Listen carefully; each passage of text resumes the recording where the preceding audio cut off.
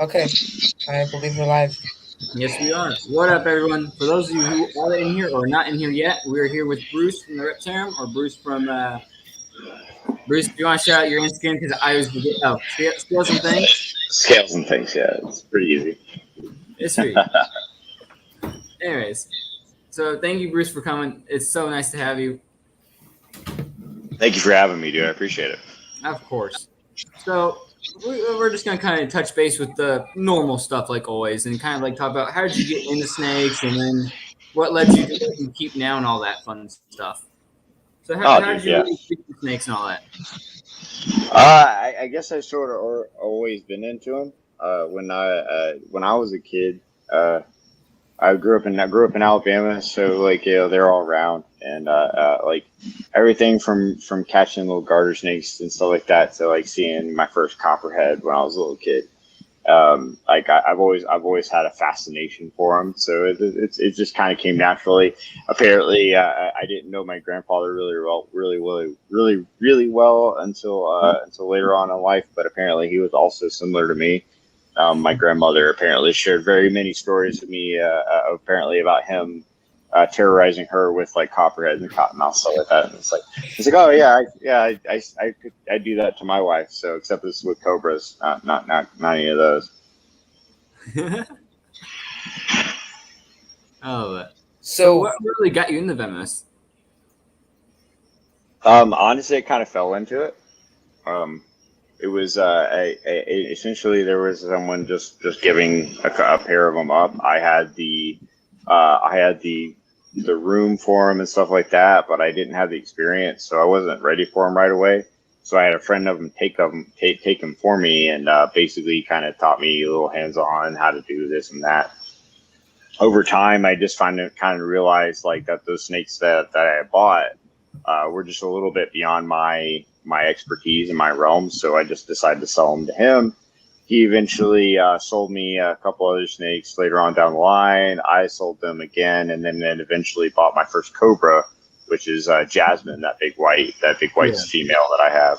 That was my first official cobra, and then I was addicted ever since. I mean, I am inundated with cobras. I have more than I need now.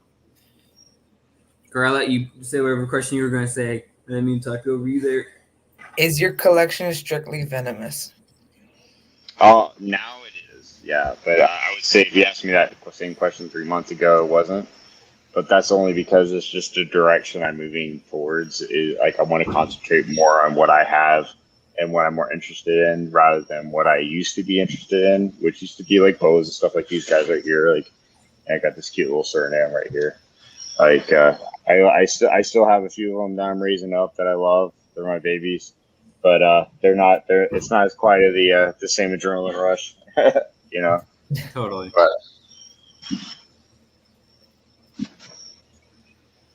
And then, Corey, if you got anything else. I'm I just know posting you. the story quick, so Yeah, you're good. So then what led you to move out to Michigan and all that? my wife, Jessica. Yeah. I'll be honest with you. I had no urge or want to move up here. I wanted to go back down south and open a place down there and stuff like that. But Jessica wanted to be near family, mainly because she wants to have kids and stuff like that. I'm not ready yet, so Yeah. she's still waiting for me to be a bigger man on that one. To be honest with you. I don't know if I blame you on the Alabama thing because I went to Detroit to visit the Reptarium and all that. It is cold out there. It is freezing. I agree with you, man. It's so cold. It's just Yeah, so like my whole life I grew up in the South. So like the biggest winter coat I've ever owned was like a hoodie. Like hoodies were all I ever wore, and then all of a sudden I had to move up here, and like I learned what a peat coat was, and like wool coats and all this other stuff. I'm like, man, I'm not gonna lie, I feel fresh as fuck, but why do I have to buy $150 worth of fucking coats? Jesus Christ. that's like so I went out there during the winter time because for what I do for work, I travel and pack like factories and stuff after they close down. And steel mill plants was closed there. So I was working in this metal building in the freezing cold. So that was fun. But then I got to go over and visit the aquarium and hang out there, which was cool.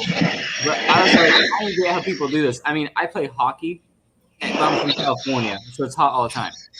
Yeah. So I've never played hockey my entire life. I've honestly, my feet have never been on ice until I was about 24, and that was the first time I ever put my feet on ice, and it was cool. Don't get me wrong. I was all like, because I went ice fishing with Eric and all those guys, so like it was fun and shit like that. But like at the same time, like I'm just not a cold weather guy. Like this is why the Reptarium was so suitable for me as a job in general, was just because like I could be huddled up in my little warm like dungeon and be happy, totally. you know. It's like, and I think when you have reptiles, you just get almost like you climatize like them. You start to live like them to a part of it. You're in there so often with them. Oh yeah. Because I've noticed that like, as I've gotten older with them and had my reptile room. It's like I've been there so much to where now I'm in the cold. I'm freezing sometimes. It's like, what happened? Like you hear it all the time, right? Like I am the tree. So like I mean that's pretty much all I am. Like around here, especially with all the snakes and the few monitors I even keep myself. Like so I'm just a tree to them. I'm the scratching post. Yeah, no, especially seeing the work you do with Baby Kush over at the Reptarium. I mean, it's incredible to see what you guys have done with it and tamed it and how calm it's gone. I mean, yeah, man. Like I will admit that a lot of times when I'm able to work exclusively with an animal, I feel more confident that it's going to come around a little quicker. So like that's why Kush has come out the rate he has. Like man, Brian's given me practically carte blanche on him. He asks me to hold him, which is weird. But but at the same time, I get where he's at. If I had somebody else working with that animal, I wouldn't dare try and reach in there and try and grab him or something like that if I didn't know it. You know, like even cobras and stuff like that. Like I tell people all the time, yeah, if it's a cobra I know, I'll hold it, but if it's cobra I don't know, man. Like I gotta learn its behavior a little bit. You gotta watch it. You gotta watch it for a few minutes at least. But. Totally. So, how many monitors do you keep yourself? Because everybody sees like you on the vlog with all the monitors Brian has, and it's super awesome what you put together for that. You keep some? So I do. I have an Asian water monitor. My little guy over here. His name is Jeffrey Dahmer. He is a little bit of a mess, but I do enjoy him greatly. I probably only been bitten by him twice, and considering his general attitude towards food, it's kind of a wonder why I haven't been bitten more. But I mean, for the most part, I mean, like he's pretty much the only one for now. I used to have a big black and white Tegu. I had a Savannah monitors, things like that. I had a big female named Jolene that I think she was about 20 years old almost before she passed away.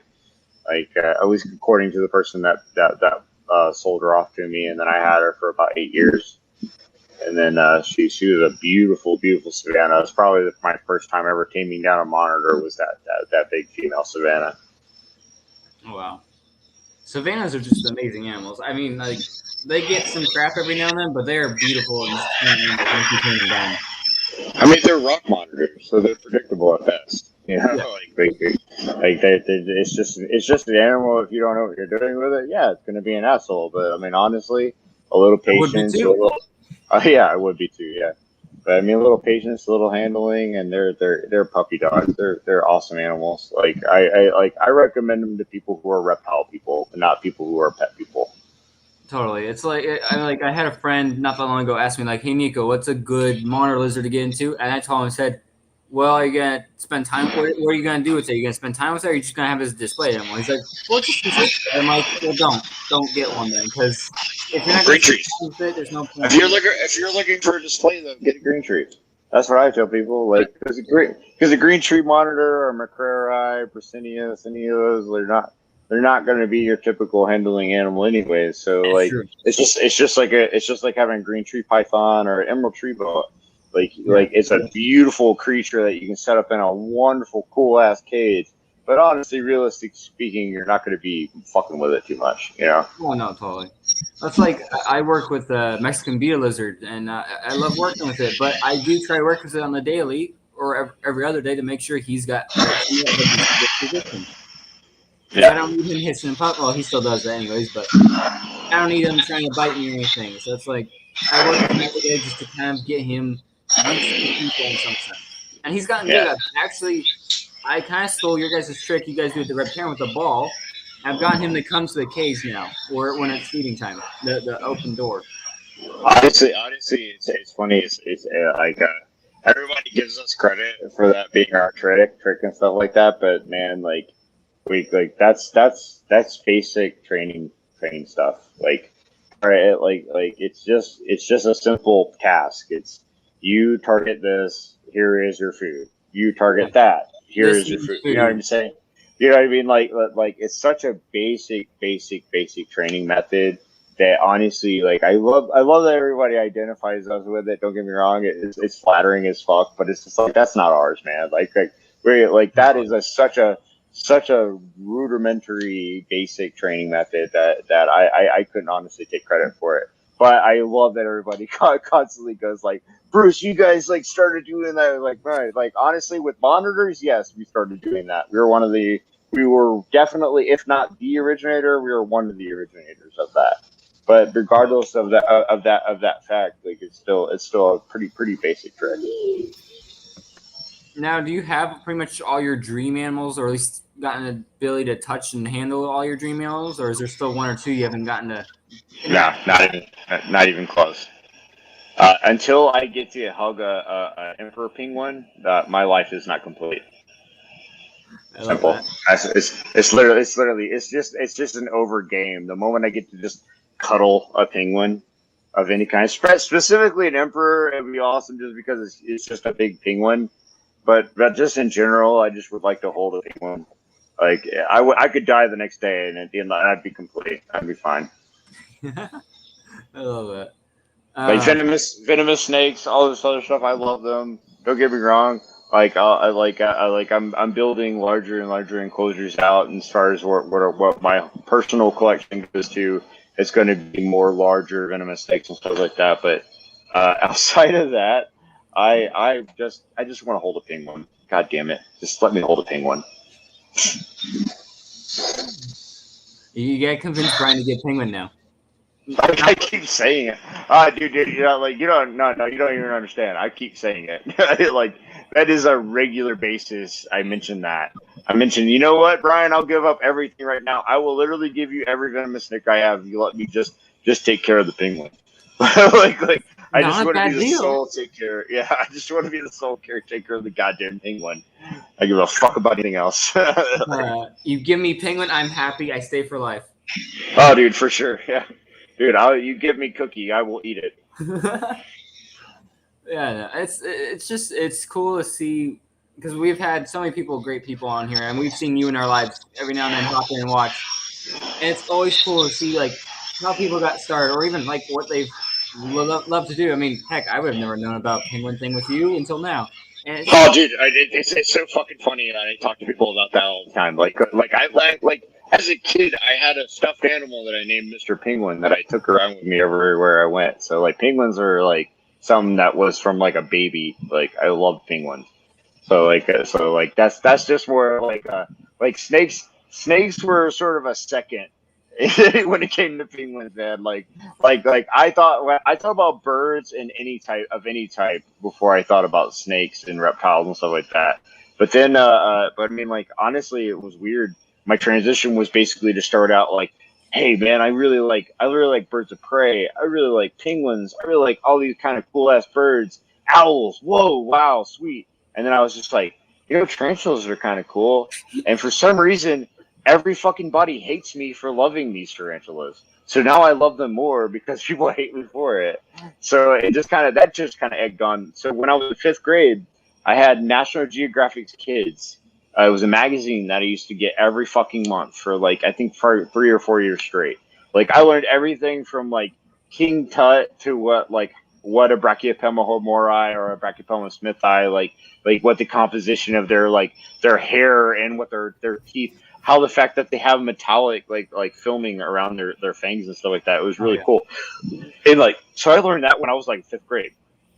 The funny thing was like I had this one magazine to come in and had that very picture of a Brachypelma homori, and it had the full on like up front face, fangs and all, bearing like the eyes and all. And I was like, that's a cool ass fucking photo. So just like any fucking kid at that age, I had the little binders that had the clear inserts. You know what I'm saying? Yeah.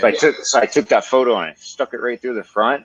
And I came in the first day of 5th grade and I set that bad boy right in the front. And I swear to fucking God, I swear on my deathbed, my teacher looked at that thing, looked at me, and told me to get the fuck in the back.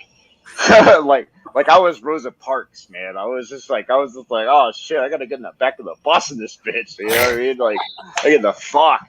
Like so she made me sit in the back because they had a tarantula on the front of my binder, and I refused to pull it out. So it was still like I had one binder with Vegeta and another binder with that spider. That was pretty much my two. The mix of both was the tarantulas and the Dragon Ball. Oh yeah, you gotta believe it, man. The tarantula, I'm still working on it. When I went to the Reptarium, Zombie was the first tarantula I ever held, so it was a new experience. But I'm still getting there with the tarantulas. Oh, I got a better one. I got a better one here. I can even show it to you. Hold on. Oh no.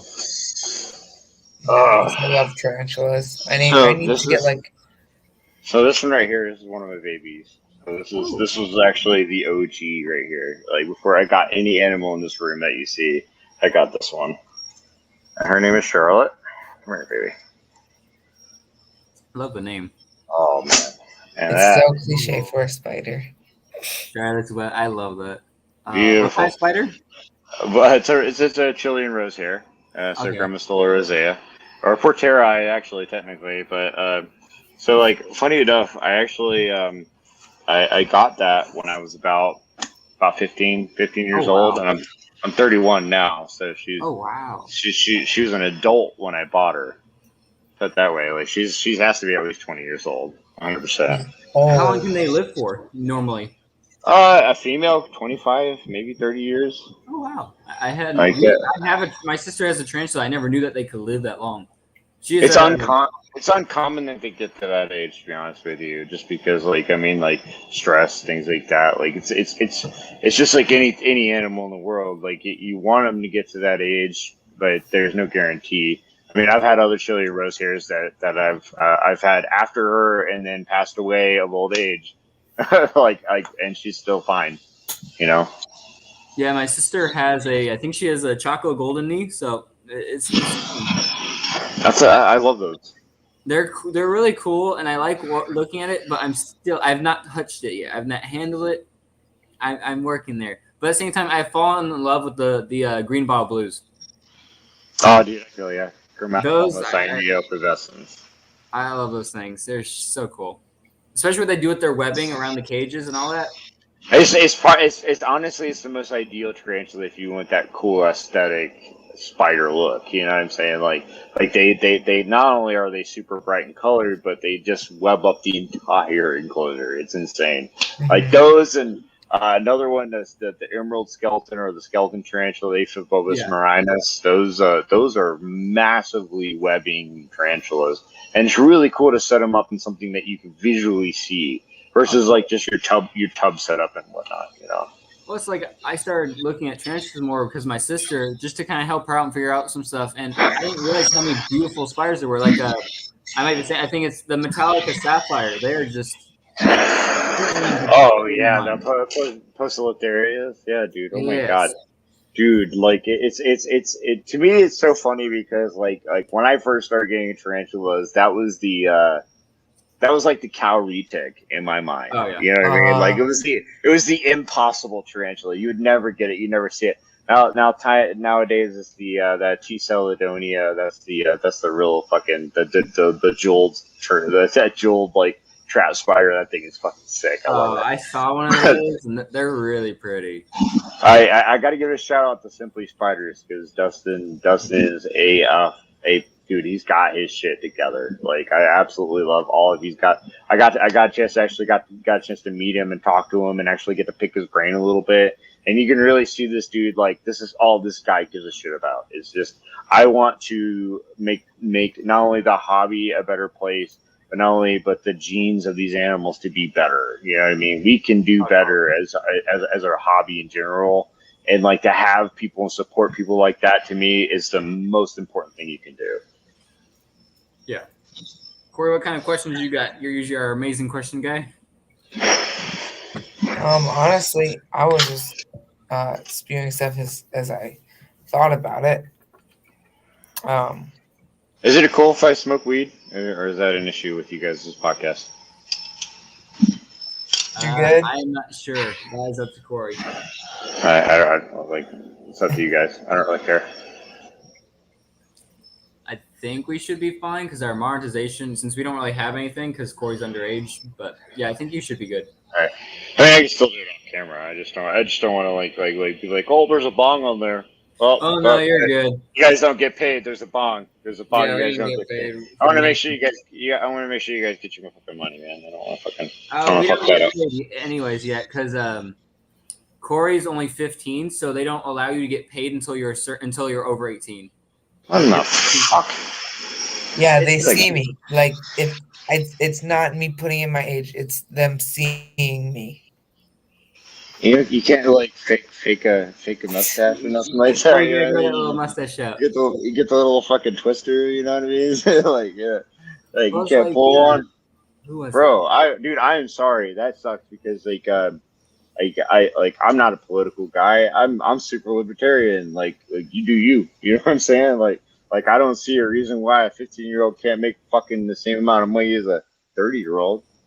That's fucking stupid. It's like if you watch What in the actual fuck? Miguel I thought can't have his own kids in his. Miguel had to do that for a bit where he had to hide his kids in his videos. Right. That's fucking garbage. Like, I thought this was capitalism. What the fuck? What in the actual fuck? It's like it's his own channel. It's his own damn kids. Can't he have them on? Right. Yeah.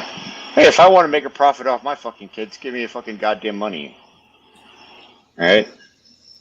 It's not like I'm like, oh hey, look, here's my daughter's twat. Like it's stupid. Like why? Like you're not exploiting children. They're just there. Like I'm sorry. Hi, I have children. Oh, whoops. Like you know what I mean? Like that's so stupid. But at the same time though, like you guys 14, 15, 16, whatever, you know what I mean? Like you're at an age where like you're capable of being able to work. If you want to work, man, fucking work. Make your fucking money.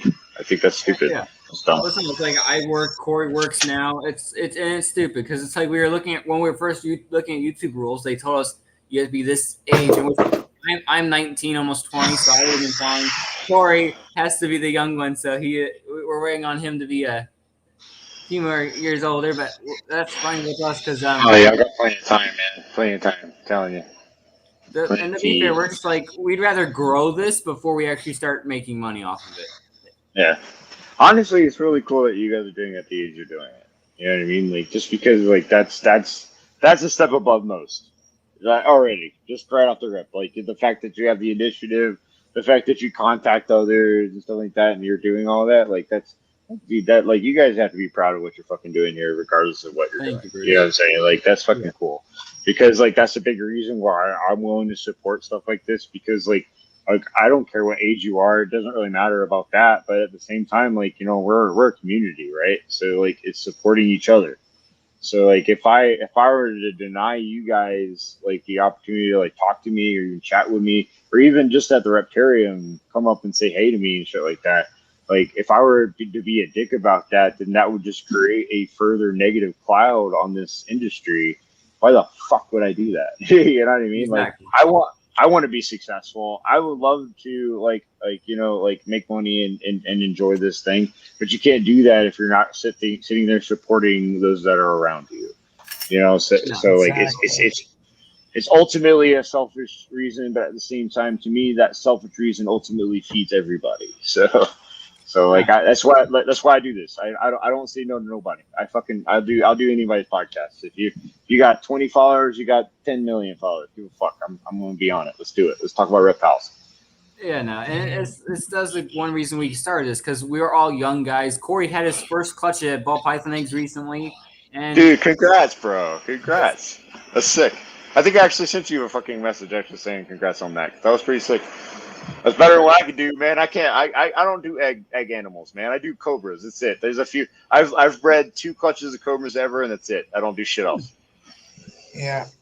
but no, I mean, and he's 15 and he's doing that already. I had a lychee baby not that long ago, but we're Oh, young. congrats on that one.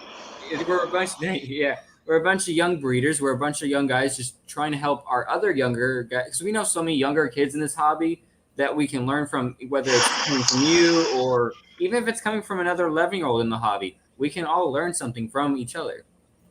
Well, the important thing is to not pretend is you know, like when I grew up, everyone always told me like act like you've been there, right? Yeah. So like that's kind of a problem that created that in our society where it's like everybody wants to act like they've done it, and like how do you learn if? Oh, I'm sorry, dude, my hiccups. Anyway, so like how can you really learn if you haven't if you pretend like you've done it?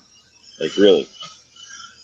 Like it doesn't make any sense. Like that whole entire ideal, like of like, hey, like pretend like you've been there before and da da da.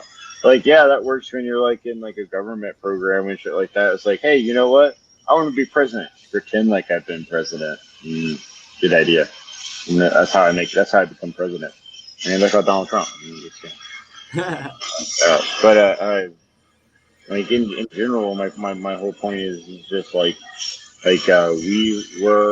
we're that rare few Definitely. of people that don't really like sit there and go like, hey, you know, I'm not trying to just build myself up. I'm trying to build other people up at the same time. So like even like you said, like you're younger. God damn it, I'm sorry. Like I just pissed off a cobra. I'm sorry. Yeah, y'all didn't hear it, but she like I just rocked forward, and I got an Egyptian right behind me, and he just goes like that. Like I'm sorry, but I'm sorry. How many snakes do you have in your collection currently? You want an accurate number because I don't know it. Whatever. I'll give you a roundabout 30 plus. Wow, okay, that's pretty awesome for a venomous collection. Like it's easy to get that many ball pythons, but venomous, that's awesome. 90% of that is venomous snakes. About 10% of it is literally what's sitting right in front of me, like boas.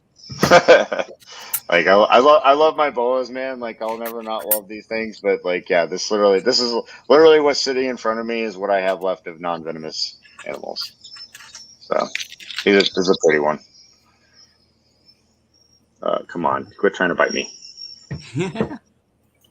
And you said that was a Suriname? Suriname? This is actually this one right here that I just pulled out was a super hypo jungle sharp. Oh, okay, that is nice. Wow. I love my boas, so that is a nice snake. Oh, dude, I that one I unfortunately like I've been selling a lot of these guys off just because, like I said, I'm moving more towards venomous. So like what I have is cool. Don't get me wrong. Like I mean, like I love like for instance like my locals. This is a Peruvian female here. Oh, nice. But she is all the localities. The Argentine is one of my favorites. Oh, dude, the BCOs? Are you kidding me, dude? Like, yeah. So I've always actually struggled with babies, but I've never had a problem with adults. Like adults, I've been able to no issue for obvious reasons, right? Yeah. But every time I get a baby, man, like it'll feed, it'll do great, and then probably about 4 or 5 foods in, it'll regurgitate and it dies. I'm like, God damn it! Are you fucking kidding me? Like I dropped $600 on this fucking thing. Like, holy shit. Totally. I've been trying to buy. I've been waiting to actually buy one from Ancient Reproductions, Bob Burrows, Max Pinks, the Max Pinks. Oh man, those are fucking stunning. I've seen one picture and they're really nice. Dude, oh man, I getting to see them in real time. I'm telling you, will blow your fucking mind. Because pictures are, for once in a blue moon, they actually do them justice a little bit because it's actually like, wow, this is like truly pink and beautiful. And you think like, all right, most of the time everybody's doctoring up their photos, but you see it real life, and it's like, wow, this thing's really fucking pink and beautiful. Holy shit.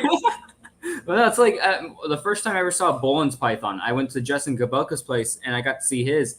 I didn't realize how beautiful they truly were until I got to see one in person. It was like, oh my god, okay. Oh, dude, raising one was fucking the tits, the absolute tits. Dude, just seeing it transform from just this little baby and the way they grow so fucking quick, dude. Like in a year's time, this thing seemed like it went from being a foot long to almost 6 feet. Like it was like no time at all. This thing was huge. And like we have it set up at the Reptarium now, but like at the time we were always so obviously I don't just do Reptarium stuff, I do BHV stuff too. So anything like mangroves, big retics, anything that anybody else doesn't mess with. Yeah, what do you usually do with the BHV stuff? So any of the mangroves, all the boas, and the retics, the big retics and stuff like that. Like we have a lot of new people that we've added recently, so it's important that I come and cover the stuff that we're more nervous with people working with. Yeah, which I mean it makes sense because whenever you're at the Reptarium, you guys gotta make sure who's in a good mood, who's not, whether it's the big boa cupcake or whoever else may have something. But and that's the thing. It's like when I went to the Reptarium, it was cool, and just to observe that. And my dad's he's getting into it with me. He kind of likes he goes to the shows and likes and all that. But when he went, he was super impressed because he loved seeing all the workers, just whether it's Jay or whoever, going back and forth, helping people, bringing out new animals, even if they were scared, and seeing people get that first reaction to hold something. It was really cool. But it's like you guys were on top of everything, and I love that. It was just so cool to see. You know, like I love hearing that stuff just because like initially like this whole thing like with the Reptarium started with just like as far as working on the floor, it was just me, Brian, and Jessica. Like that was it. Like we had nobody else. So like seeing that people are so happy when they come through and stuff like that, even when I'm not there or Brian's not there, you know, people are still coming back and saying like, wow, we had a great time and da da da. It's just like this is why like it was so important that we hired the people we hired, just because like, you know, like everybody's kind of got their little fit. You know what I'm saying? Like, you know, Jay is an amazing entertainer. Like he really like he's really good with people. Like I like there's very few people I know that could just get along with every fucking body, and Jay is one of those guys. He just does. And it was amazing when I was there. So like when I went there, the dude, he went above and beyond. It was like I was checking out the false water cobra you guys had in there, and all of a sudden randomly he calls my name. He's like, Nico, you gotta come handle this. And it was just cool because I got to interact so much just because of him. Yeah, I'm glad though. Like that again. That's why Jay is such an important part of our facilities. That like he's really filled in the gaps where we needed him. You know, Mike's another guy who I got to give a shout out to on that one too, though, because like if it wasn't for Mike, I would say that I would probably have all gray hair at this point. The fact that like I have an extra helping hand that helps me out at the Reptarium, and it's not just me anymore. I'm telling you, that's the biggest relief I could ever give anybody. Like Mike's my right hand man now, and I appreciate the guy. Like I give him every opportunity in the world to get if I bring venomous stuff in, like I'm already going like, hey Mike, you gotta hold this shit. Come over here. I'm gonna teach you how to do it. Let's do it. You know what I'm saying? Like so, like Mike's the guy. Mike's the guy I put a lot of trust in to really be there when me and Brian really can't be. And he's a guy I got to give a lot of love to for that. Yeah, no, and like I said, being there was an amazing, and I'll be back soon because honestly, I was there on a Sunday for 2 hours, and 2 hours wasn't enough. I got to hold a lot of things, but honestly, there's just so much there to see and do. Well, you got it. So next time you come up, give me a call. We'll arrange something, and we can actually walk around, me and you, right. And we'll go check out some shit. Maybe even feed Baby Kush or some shit like that. Sounds good. Yeah, I should be up there. Same with you, Corey. Obviously, if you ever want to come up and hang out at the Reptarian, man, I'll hook you up. We'll walk around and see some cool shit. Definitely. Yeah, no, and like I said, it's cool to see what you guys do there. And I mean, even looking at like Chicken Strip or any of those monitors I know you work with, and to see how they are, how like what they've come from the videos, and see where they are now, it's like wow, they've come such a long way from where the craziness begun, and then it kind of took off a little bit more. Like after I broke my leg and stuff like that, it had been a minute since I had been working with Chicken Strip. So he had like every bit of his terrible mannerisms has come right back. So I've been working pretty hard with him lately, and he's started to come around again. I can't quite put him on my shoulders like I used to. Like I used to be able to like do the whole. I used to be able to sweep and mop the whole entire Reptarium with him on my shoulders, and now I feel like at any moment he's gonna bite the shit out of me. But. Consistency is key. Yeah, always. Especially with some of these animals, it's like if you don't give them that time around, they will turn on you sometimes. But they're still amazing mammals, no matter what. Well, I mean, like even Baby Kush has bitten me before. Like just about every monitor in that building has bitten me one time or another. And and I can tell you, 99% of the time, it's my fault. It's my complacency or my just general ignorance in general, just not knowing what to expect kind of stuff. Like it's largely how I've learned like how to work behavior certain animals. So with that, it's just because it's just trial and error. Like a lot of times the error teaches me more than the trial. Yeah, and it's totally. There's so much, and what was it? My train of thought left me for some reason. I had something all the time. Yeah, I get you. I don't know. It's like I'll be talking to someone. I have something ready, and then whoosh, it's gone. I'm like, okay, great. But no, it's I remember. It's like you always get people who will say, "Is it gonna bite?" or stuff like that, and it's like I tell people, "Oh my god, yeah." I say this: if they do bite, it's more likely my fault, not theirs. Whether it's me moving too fast or whatever. I've gotten to a point now where I just make jokes. So like, if somebody goes like, "Hey, does it bite?" You probably, yeah, probably you. Everybody else though, it hasn't bitten, but I feel like because you think it's gonna bite, it's probably gonna bite you. Yeah. It smells fear. Yeah. My favorite thing to say is they smell fear. Yeah. That one, I like that one. It says like that one, and I'll always hear oh, is it gonna bite? Well, no more than I will. And I'll just stare at him like, is this man about to bite me? No, I'm not. You signed a waiver. It's fine. You're safe for now. That's like I told that I have a 7-foot BCI Colombian, and nice. I love her, but I pulled her out with some people. One person, she was super chill with snakes. Her husband hated snakes, and he's like, "So is she gonna strike or anything?" I'm like, "I mean, now that she heard you, and is looking at you, maybe." Poisonous? Oh yeah, are they poisonous? God, that was painful. That was painful to hear sometimes. I was because obviously it's another one with a joke. It's just like every time it's like, "Oh, is it poisonous?" Well, as long as you don't eat them, I think you'll be okay. Is that ball python poisonous right there? No, it's not. It's like I don't know what the thinking of with this is. Why people think every reptile is poisonous. I don't get it. Someone thought my crested gecko was poisonous. That was a new one, but I liked it more than the snakes. People will come up with some weird stuff sometimes. Set an alarm for 30 seconds. Corey, sooner or later, they're going to say that your chickens are venomous. Literally. How's your false water cobra doing? I just realized you had one. He's gained about 30 grams. Oh, wow. He's getting so big. I love falsies. I'm going to get some falsies soon. Possibly some rhino rat snakes.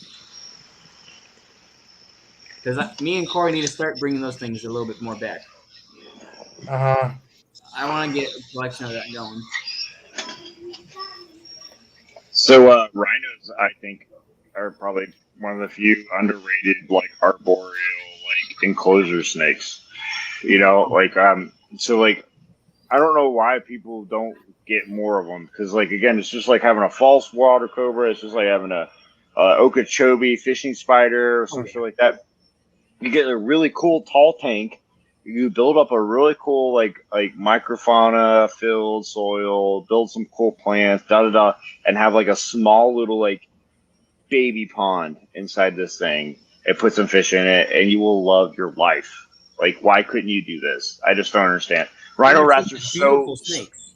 Dude, 100%. Yeah, like, and to see the color change, the octogenic change from gray to green, and the like, and to green to almost blue. You know what I mean? Like, because you over a period of time, you see that green really getting that teal color coming on, and dude, it's like, oh my god, how are you real? Like, you know, it's fucking and the insane. little horn makes it all better. You don't even get that little banding by their eyes in. It's just they're amazing snakes, and they're so underrated, and they're so easy to care for. That's the other thing. Because when I did the whole care research for this, I talked to Loarte from Pale Scales and some other people, and the care on these animals are so easy and just manageable. Towards like, how are these not known more?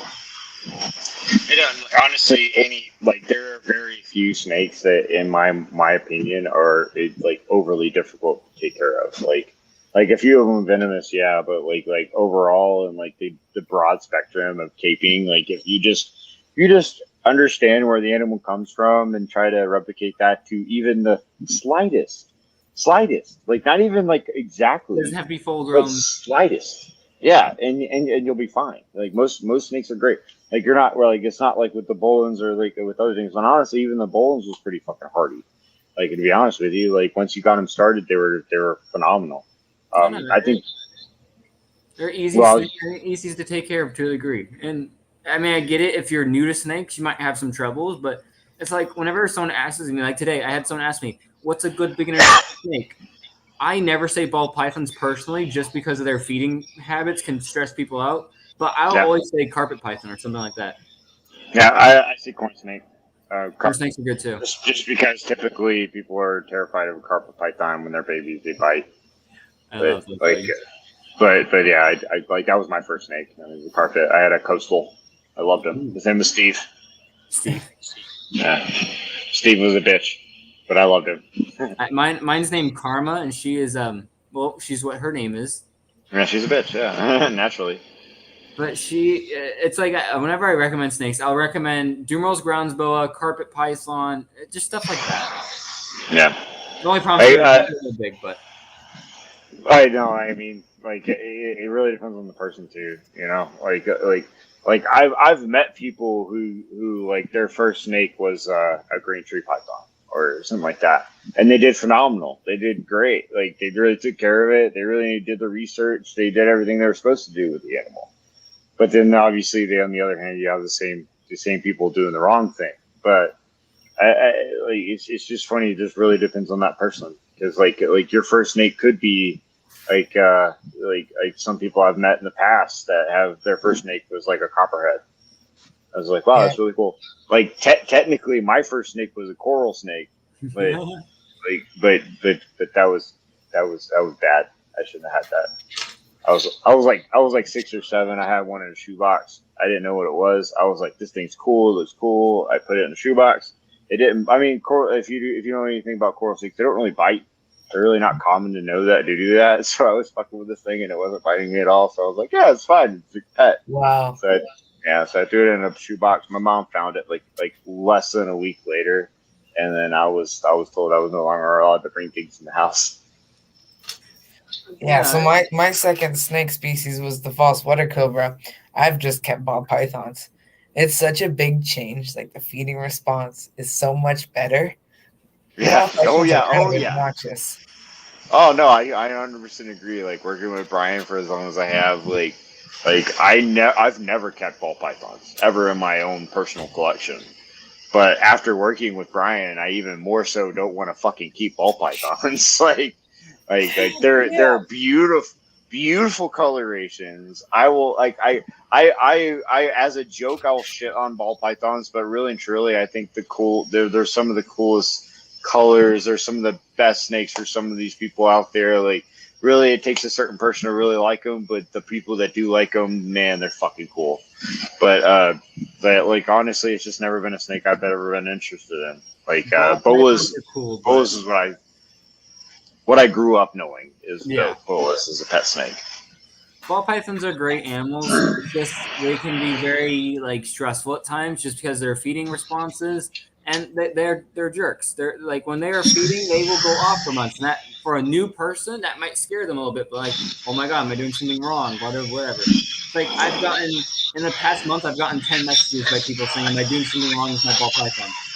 Yeah. I mean, like I've at the same time though, I've had people that I've been able to turn them on to ball pythons, even aggressive ones, by simply just going like, well, I mean, look, there's a reason it's called a ball python, guys.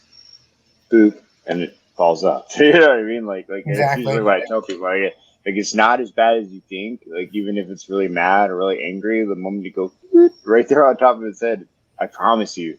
It will ball right the fuck up and give a fuck about you. You know what I mean? Like, and I try to tell people shit like that. It's just like it's one of the reasons why it became so popular.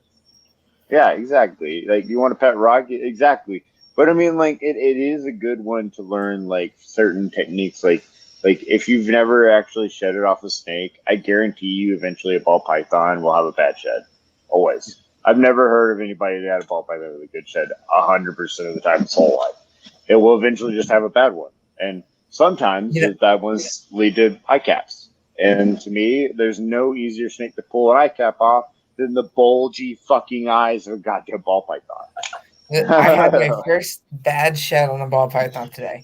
I've been keeping them for over a year now, and I had my first bad shed.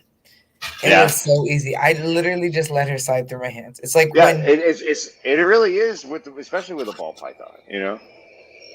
Yeah, and there are those common practices we all do every day just to learn how to, whether reading the snake's body language or whatever. And it's so easy to learn. Like, so I live in between California and Knoxville, Tennessee. I'm in Tennessee right now, and I have a friend who takes care of my snakes when I'm gone, and he's still learning how to read their body language, kind of figure out where their attitude is. So there's a fun story about this. So he's taking care of my little male boa, BCI, Colombian. He's a hybrid. I don't really fully know what he is, but he likes to be up on tall things. He likes to go around my neck and just kind of hang there while I'm eating. So he's coming at him like this, coming up to his face, and he's sitting there like, he goes, "This thing gonna strike on me." He's got his hand out here trying not to let it go on his face. I'm like, dude, you're fine. Freaking drops my snake on the counter. I'm like, okay, we'll work on that. Yeah, no, I feel you, man. Like, I mean, we'll work on that, but okay. I kind of deal with it on a regular basis with the Reptarian. Like, a lot of the times, like it's not really the underconfident that we have problems with; it's more the overconfident that we have problems with. You know, there's people who are like, man, I've kept a couple ball pythons. I know how to handle a retic. Okay, all right. We'll find out real quick. Oh no, it's like when I was there was someone who's a little like, they weren't confident, but they were more confident because they said they had a ball python. I don't remember what snake it was. I think it might have been I think it was water lily. I'm not sure, but tiger lily. Yeah, tiger lily. But Brazilian rainbow ball. Yeah, they picked it up and they were having trouble handling her or something. Asking her like, "I thought you were good at this," he said. And then 5 minutes later, I was holding El Matino, and he looks at me like, "What? How do you?" I'm like, 5 people asked me, "Did I work there?" I was like, "No, I wish, but no." We get that a lot. Yeah, we like especially kids that have been handling them for a little bit, because like you guys, I mean, obviously anybody that walks in there that's actually handled a snake before, like you're gonna always look more natural than someone that just starts out. Like it's just so, like especially someone like me, like I see it right away. Like the moment I handle, like, so what kind of snake do you keep? Like that's immediately the question I ask. I don't go I don't kind of like go beat around the bush. And sometimes actually they'll surprise me. They're like, well, I don't keep any sticks when my dad kept this or da da da. You know what I mean? Like there will be some question, some answer like that, and like they're it's always really interesting. Both had a fortunate yet unfortunate part though is I don't work weekends anymore. I'm not really a public guy. I do still offer my tours. I have my own personal tour that I offer, and that's like if you want to like feed baby Kush or hang out with Beetlejuice or any of those extra monitors that you won't see on a normal tour. Yeah. Like I'm your guy. I'm usually your guy. And when Jessica builds her Caledonia room, we're gonna have that added to it too. So she'll be a part of my tours. Yeah, I'm sure she's happy about the gecko room going in and all that. Oh my God, she won't shut up about it. So Will's a good friend of ours, and Will Nace, he's a good friend of ours, and so she'll like send him like messages of like, hey, look, here's this cage I've got going on, and da da da, and like I swear I don't know if he's just trying to not be if he's just trying to be unimpressed about our cages, or if he's just being a dick. I'm not sure. But I love him to death. But I'm just like, just compliment one cage. The lady just wants to hear you go, hey man, that looks awesome. Just one fucking time. So what will you guys be putting in there? Are just all kinds of new Caledonia stuff, or? Dude, honestly, that's a complete question for Jessica. I know it's going to be largely like like some of the raise up lychees that we've got going on. The chihuahuas, the stuff like that. But I do know she wants to get some some of the Europlatas and stuff like that. Cool. Yeah, and I know she's really interested in getting into more of those. But it's really a matter of what we can get. I know my personal favorite. If she can get some Lineatus, I will take care of them myself. That's one of my favorites. But if we can actually get some captive bred ones, I prefer it because I'd rather not just get a wildcat one that died on me in 2 weeks. Yeah. Well, I mean, you guys definitely need to do another Tokay gecko video because those were always funny to watch. I still have all 3 of those, and they hate me. They're no longer reptarium animals. They're now in my they actually technically live in my quarantine room. But my quarantine room is being rebuilt, so so they now live in here over here in the corner, and they keep chirping at me when I when it comes. Yeah, I get it, guy. Jesus Christ! Nothing's more enjoyable than a wild Tokay. You just grab right off the wall. Yeah, with the male, I swear to God, is like this fucking long. He's huge.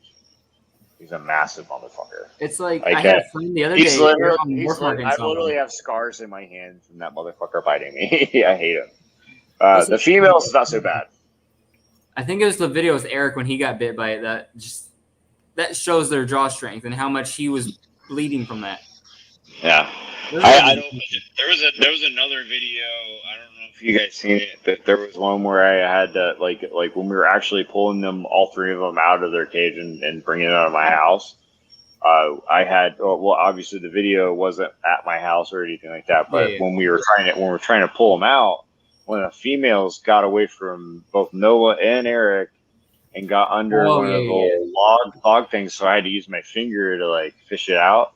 So the female had latched onto my knuckle right here, and I literally just kind of pulled her out. Because I swear to God, we tried everything under the book. Because I just didn't know how else to get the damn thing out. And I was just like, you know what? If she bites me, she won't let go. She wants blood. So I just stuck my finger up there. I was like, I finally got her out. Looks at Noah and Eric, you guys owe me food. Yeah, I think I actually got some Burger King out of that. I'll take it. I won't complain. I get bit all the time, so I mean, it's just another thing. Yeah, no, it's like when I heard you guys were doing the gecko room, I was excited because I love the Leachianuses. I love the new Caledonia stuff. But the platas, those will be cool if you guys get some of those in. Dude, I'm really excited what Justin's going to do. We've got some cool stuff we're going to do on the vlog too with it. I know we got some stuff we're going to be planning with Will as well too, and another surprise guest which I'm not allowed to talk about, but we'll have some cool shit coming up with that room. I know for sure. Like we've especially after we went down to Aquashell and stuff like that with Will. Oh, yeah. Like we made some pretty cool connections and stuff like that. So we're pretty confident we're gonna have some cool ass shit coming up. I mean, you guys have had some. I haven't been watching the videos recently just because of crazy life stuff. But hi, Jessica. But it was what was it? I was watching the last video with finding out Aries was a what's it called, a girl. But that was really cool to see and all that. I mean, I was surprised that it turned out that she was a girl. Dude, oh my god! I tell you right now. So, after I broke my leg, it's gotten to a point now where I'm not able to pretty much even stand longer than maybe six to 8 hours, right? So because of that, I don't work. It's part of the reason why I don't work during the Publicly. weekends. So like basically, so I do my whole work schedule during the day on Friday. The moment it turns 4 o'clock, I actually go over to DHB and I start working my snakes over there, right? So like that's where I do the mangroves, where I do all the boas, all the stuff like that I generally work with on a regular basis. So this time I was actually working on Titan. If you guys remember Titan, he's actually probably one of our meaner snakes we got. Oh, He's nailed me in the hands. He's nailed me on the sides. He's hit me in places that I can't even tell you are the worst places for a snake to bite you. And like he's just a dick. Like it's just a point blank bottom line. He's just a dick. And like nonetheless though, I respect, I love, and I couldn't tell you how much I just love the fact that we're even keeping the snake, because Brian's selling a lot of the retics we have, but that one we're keeping. I'm super excited that we're keeping him because he's such a dick, but he's so cool. Yeah. It's just the attitude is part of the fun. So Yeah. to me, it's just like I'm actually really excited about the fact, even though he's just racked my ass so many times, I love him. So, yeah. but What's that your being worst said- bite? worst bite is probably the croc monitor. Either the croc monitor. I got bit by alligator. I still can't fully. This digit right here is kind of fucked up. I can't fully do anymore. So like so I got bit in that finger by that alligator in that. I think I never actually did anything about it, so I'm pretty sure it's just crushed. So it's like it's all right, whatever, fuck it. But anyways, so like at that, and I've also Jesus Christ, why is there a fucking alarm going off? So is that, and probably weirdly enough, the worst damage I've ever taken doing stuff was actually falling through an aquarium. So if I posted it on my Facebook. I don't know if you guys follow me there, but I had a massive gash on my right leg on my thigh, and I'm cheap, so I just got a staple and a staple gun, the little surgical staples, and just fucking stapled that bad boy up, and I was like, done, good. All good. I went back to work the next day, no problem. And honestly, believe it or not, after the surgery on my left leg, I got a plate about that fucking big on my left leg. And I look at the scar, and it's like all jaggedy looking. And I was just like, man, you look at the scar on my leg, that bitch is fucking clean, bro. You're like, Clean. I could have done a better job than you guys. Give me the metal plate, I'll do it myself. My medic skills on point. Medic skills on point. Well, we know if we get hurt at the Reptarian, we know who we're going to. Oh, no problem, because I got the shit in my truck. I literally like, so I bought a whole another one with like this in the seal package and shit, so it's sterile and shit. But I just stick it in my truck to fuck with Mike, because like all the time I'm like, hey bro, anytime you get lit the fuck up, you ain't gotta worry about nobody. I got you. And I pulled it out of the truck. I'm like, there you go, I got it, bro. Like, he's just like, I never want you to staple me. like no, you want me to staple you. Trust me. I'll do a great job. You look That shit will be 5 times better. clean. How's the work with the white monitor, white throat? Oh, dude, I actually love Grits. Grits is cute as hell. He's a bit on the food aggressive side, obviously, but I mean any monitor really is. Yeah. but like honestly, this kid is like he's a little bit bigger than the biggest Savannah monitor I've ever seen. So he's just a smidge, not much, but just a little. And like, but like when you hold him, he grips tight, just like the black throat. Yeah. And like so, he's a great animal to hold. To me, I've been trying to push some of our new guys on the weekends to try and pull them out more. It's a work in progress. Yeah, no. If I was there and you told me grab something, I'd grab it. I don't have any problem doing that because like I got you. No, for real. When like you come up, I got you. Trust and me. I love monitors. Like they're just, I want to get more. I want to get some Ackies at some point, and I want to get I'm blanking out what it's called. The what's it called? The Quinson's monitor. So I love Quincy's. I love it. But so one thing I for sure I really would love to actually get my hands on is actually the Varanus giganteus, Obviously Parenti. I is my dream animal, my personal dream animal to get in my personal collection. Personally, like if I could set up a whole room and like full desert ass like gorgeous setup for one, I would. I mean, granted, I got an Asian water monitor. That's enough fucking right now, so I really don't have any room for shit else. But like if I really did, dude, 100%, I would take in a Parenti if I had the money for it. The Parentis are really cool. I love the Quincy's because they're terrestrial, arboreal, and aquatic to a degree, and it's like nerd has, and I wanted one so bad. So, like, I honestly, it's kind of funny that you said that. So, it's actually the biggest reasons why I'm super obsessed with forest cobras, is because they're all that very same thing. They're terrestrial, they're arboreal, they're aquatic, they're desert, they're everything. They're just it all. It's all your favorite things in a cobra. Oh yeah, and it's also massive.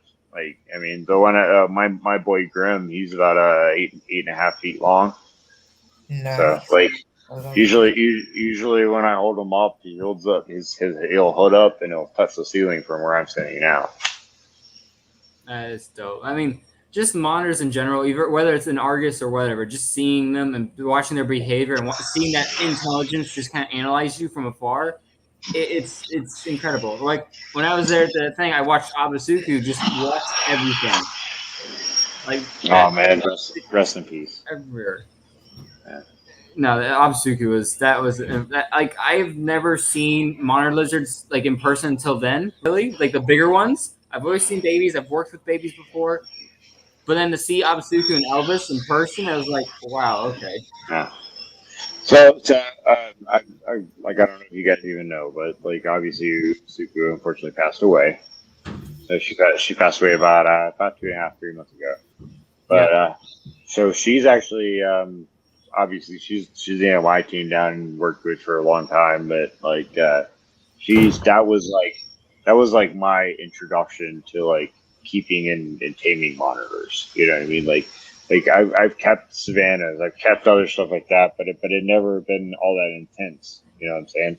And then I started working with this Nile monitor, and then we started doing the ball stuff and all that other stuff. And like Brian really just only intended on doing Elvis, no other animal, just Elvis. Like, hey, let's just do this experiment. Let's just do this ball training. And we're like, okay, let's do it.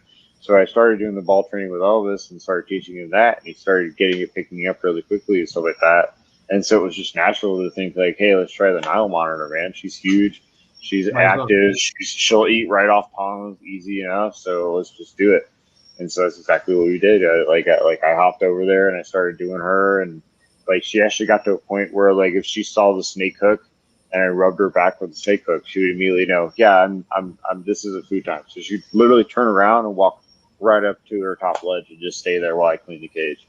Yeah, and it was just like, it was just so impressive to see. Like when I saw her, you just saw her watching and observing everything. I mean, that as a lizard, you could tell has been worked with people and knows what, like, just understands everything going on. The funniest thing that the rap, and I wish Brian had gotten some video of it because it would have been cool to actually talk about it. But like, so one day it was like just kind of like today here in Michigan. It's just for some reason this past week it's been super fucking hot. So like it's been like up to 96 degrees during the day. It's like super hot. And but there was a day like that, and we had Ubasuku out, and I was holding her, so she was just like chilling, just like all up on my, like literally all up on me. And then she gets her face literally right here next to my head, like on my forehead. And like at the time I had like no hair, so it was just bare head. And like Brian's looking over at me, and he's just kind of giving me this cockeyed, like I wouldn't do that, like. And I was just like, and I just let her do it. So she actually started drinking the sweat off of my forehead, and I was like, this is the weirdest thing I've ever had, because like you've seen the monitor drink, it's very clear. Yeah. Like this is like the pattern of the tail, the tongue, and everything like that. She was literally pressed up against every bit of my sweat and just drinking the droplets of sweat off my head.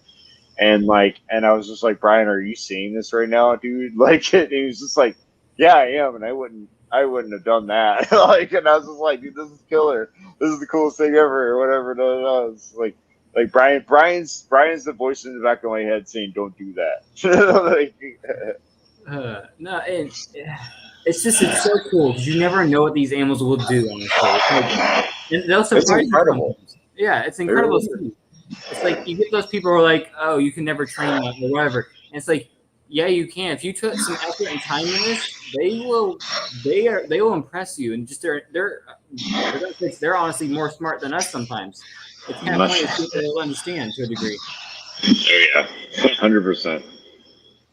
So now that Absuku's gone, that means her enclosure's up. What are you guys thinking about putting in there? Are you guys now? Actually, we put Toothless in there. Oh, okay. That's his new domain. Honestly, it actually helped me a little bit, just because, honestly, personally speaking, like emotionally, it was sort of hard to deal with Ubasuku passing. So I didn't deal with it too well. Yeah. But like with putting Toothless there, he was another animal I've raised, and honestly, just seeing him in that cage, I feel like that was the best possible answer for that. Really, I mean, I couldn't think of a better animal to live in that cage. So. Yeah, and I mean, like even if it is an animal, as long as you work with these animals daily, you grow that attachment, you fall in love with these animals because they honestly it's hard not to. Yeah, it's just like when you lose one of these animals, it hurts so much because you know how much time you put in, and you know how close you were to that animal. So it makes sense. I mean, even these retards back here, like they're all mad at me because I haven't fed them today. But like they're like, there's somebody behind me. Sorry, the lady threw me off. No, I don't. But anyways, but like all these guys, like it's funny too because like just like any reptiles, these guys are also like they know when the time is. You know, like I haven't even thought anything out. They just know this is just the day I usually feed. Like when I get home, as soon as we get off work, I live about an hour and a half south of the riparium. Oh. So it's a bit of a drive, but it's whatever, man. Like honestly, we've been doing it for almost 8 years now. Oh, wow. So like we've been doing it for so long, it's not even a thing anymore. It's just like, oh, it's just regular life. Plus, it's like if you enjoy work, why not? Yeah, I mean, like honestly, it's not work. It's my life. I don't think of it any other way. Yeah, that's pretty much it. If you can just make it more of a fun thing than work, great. Because soon hopefully I'll be interning at the Knoxville Zoo because they just put in a new reptile program there. Oh yeah. Yeah, so I'm gonna actually get some venomous training over there, so I'm happy on that. Well, good luck. Thank you. Yeah, it's gonna be cool because I was there the other day, and the venomous they have a green mamba, which I was like, They're fun. This week, they're fun. But believe it or not, I find green mambas a little harder than blacks, just because of their look. They're incredibly whippy. Like they just don't want to chill for you. But like black mambas, I've noticed that sometimes they'll wear down. Yeah. So there's like at least to an extent, I've known decent sized black mambas you're able to tail, whereas like decent sized green mambas I've never heard of you could tail. Yeah, it's ever. Like, well, they had the green, and then they had a king cobra who was probably about 7 foot. If I had to guess. I didn't really see. That's not that size. It's not that size, and then I don't know what it was. It was some sort of pit viper. I can't remember the name of it. It was like a green, mossy-looking pit viper. I don't even remember the name, but it was a good size. It's not like Protovolthorus Mingshin's. maybe it was a Chinese species. I know that. Just Mingshin, probably. Mingshin Viper. Probably. Looks for they usually look like mossy frogs. Yeah. But no, they're it's super endangered. So like to work with some of those is probably it's a big deal to work with some of those. They had some really rare stuff. I was surprised to see. They had a golden Melitena dart, the little dart frogs. They had a PG banded iguana. They had all kinds of stuff. That was amazing to see what they had. Oh shit. I'm hoping they have like a rhino or a gaboon in the back because those are something I would love to work with. Oh, you can just come over to my place. I can help you out with that. I got plenty of those. Gaboons and rhinos are like some of my favorite venomous species. Those are stuff that I do hope to get sometime in the future. So I have a little bit recent addiction to Bitis. And like I've had the ones that you guys have seen on the vlog before, obviously, like it's just the basic ones, the Gabby, the Pup Adder, and the Rhino, right? Yeah. But like, so I've been trying to think of, so like I live in a pretty decent sized house. I don't have children. It's just me and my wife, and I have three bedrooms that I the snakes are the children. Yeah, exactly. Yeah. So I have 3 bedrooms I could potentially put more reptiles in, right? So one of the bedrooms I had been considering turning into a full tree viper room, right? So like doing wagglers, doing Trimaceras, like purple maculatus, like all the species, trim trigs, all those. Like I really wanted to do a large Balthractylus shigella enclosure with dart frogs, like some sort of tinks or some shit like that they wouldn't eat, like and I really just wanted to do a full room like that. Where it's just like you walk in, it's just like jungle, like you know what I mean. That's full vibe. I've got my the only 2 bioactive or legitimately bioactive cage enclosures I have are my Atheris. So I have my Squamagera, my Chloricus, the West African, and the variable bush viper, and like they're set up in like full on bioactive enclosures that I had done similarly like I do the dart frogs pretty much. So I grow my isopods. I have dwarf isopods, the Grand Canyon isopods too, depending on the enclosure I'm putting them in. Yeah. But I've like honestly Will's it's because I gotta blame Will on this one just because like he's half the reason I put so much into like trying to get more bioactive shit going on not only here but at the Reptarium. So I wouldn't even be breeding these fucking things if I wasn't trying to put them at the Reptarium. Yeah. So it's all Will's fault. Will's a dick. Yeah.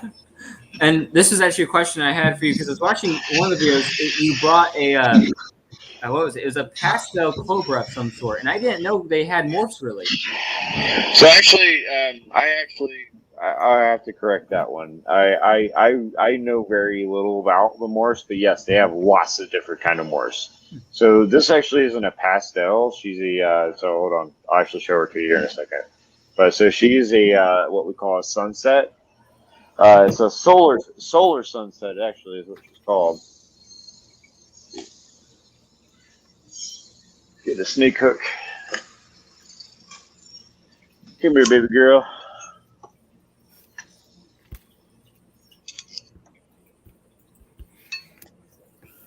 Give me a second, I'll get her out. Oh, you're all good. All right, there we go. So she's actually like more of a T-neg. Oh, wow. style snake. Oh, all right, where's the camera? She's beautiful. That's so cool. That is a beautiful cobra. She won't hood up for nobody. She's a baby. If I can't get her to hood up for shit. Here.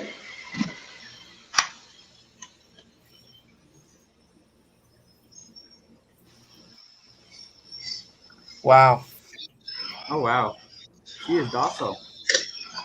She's a baby.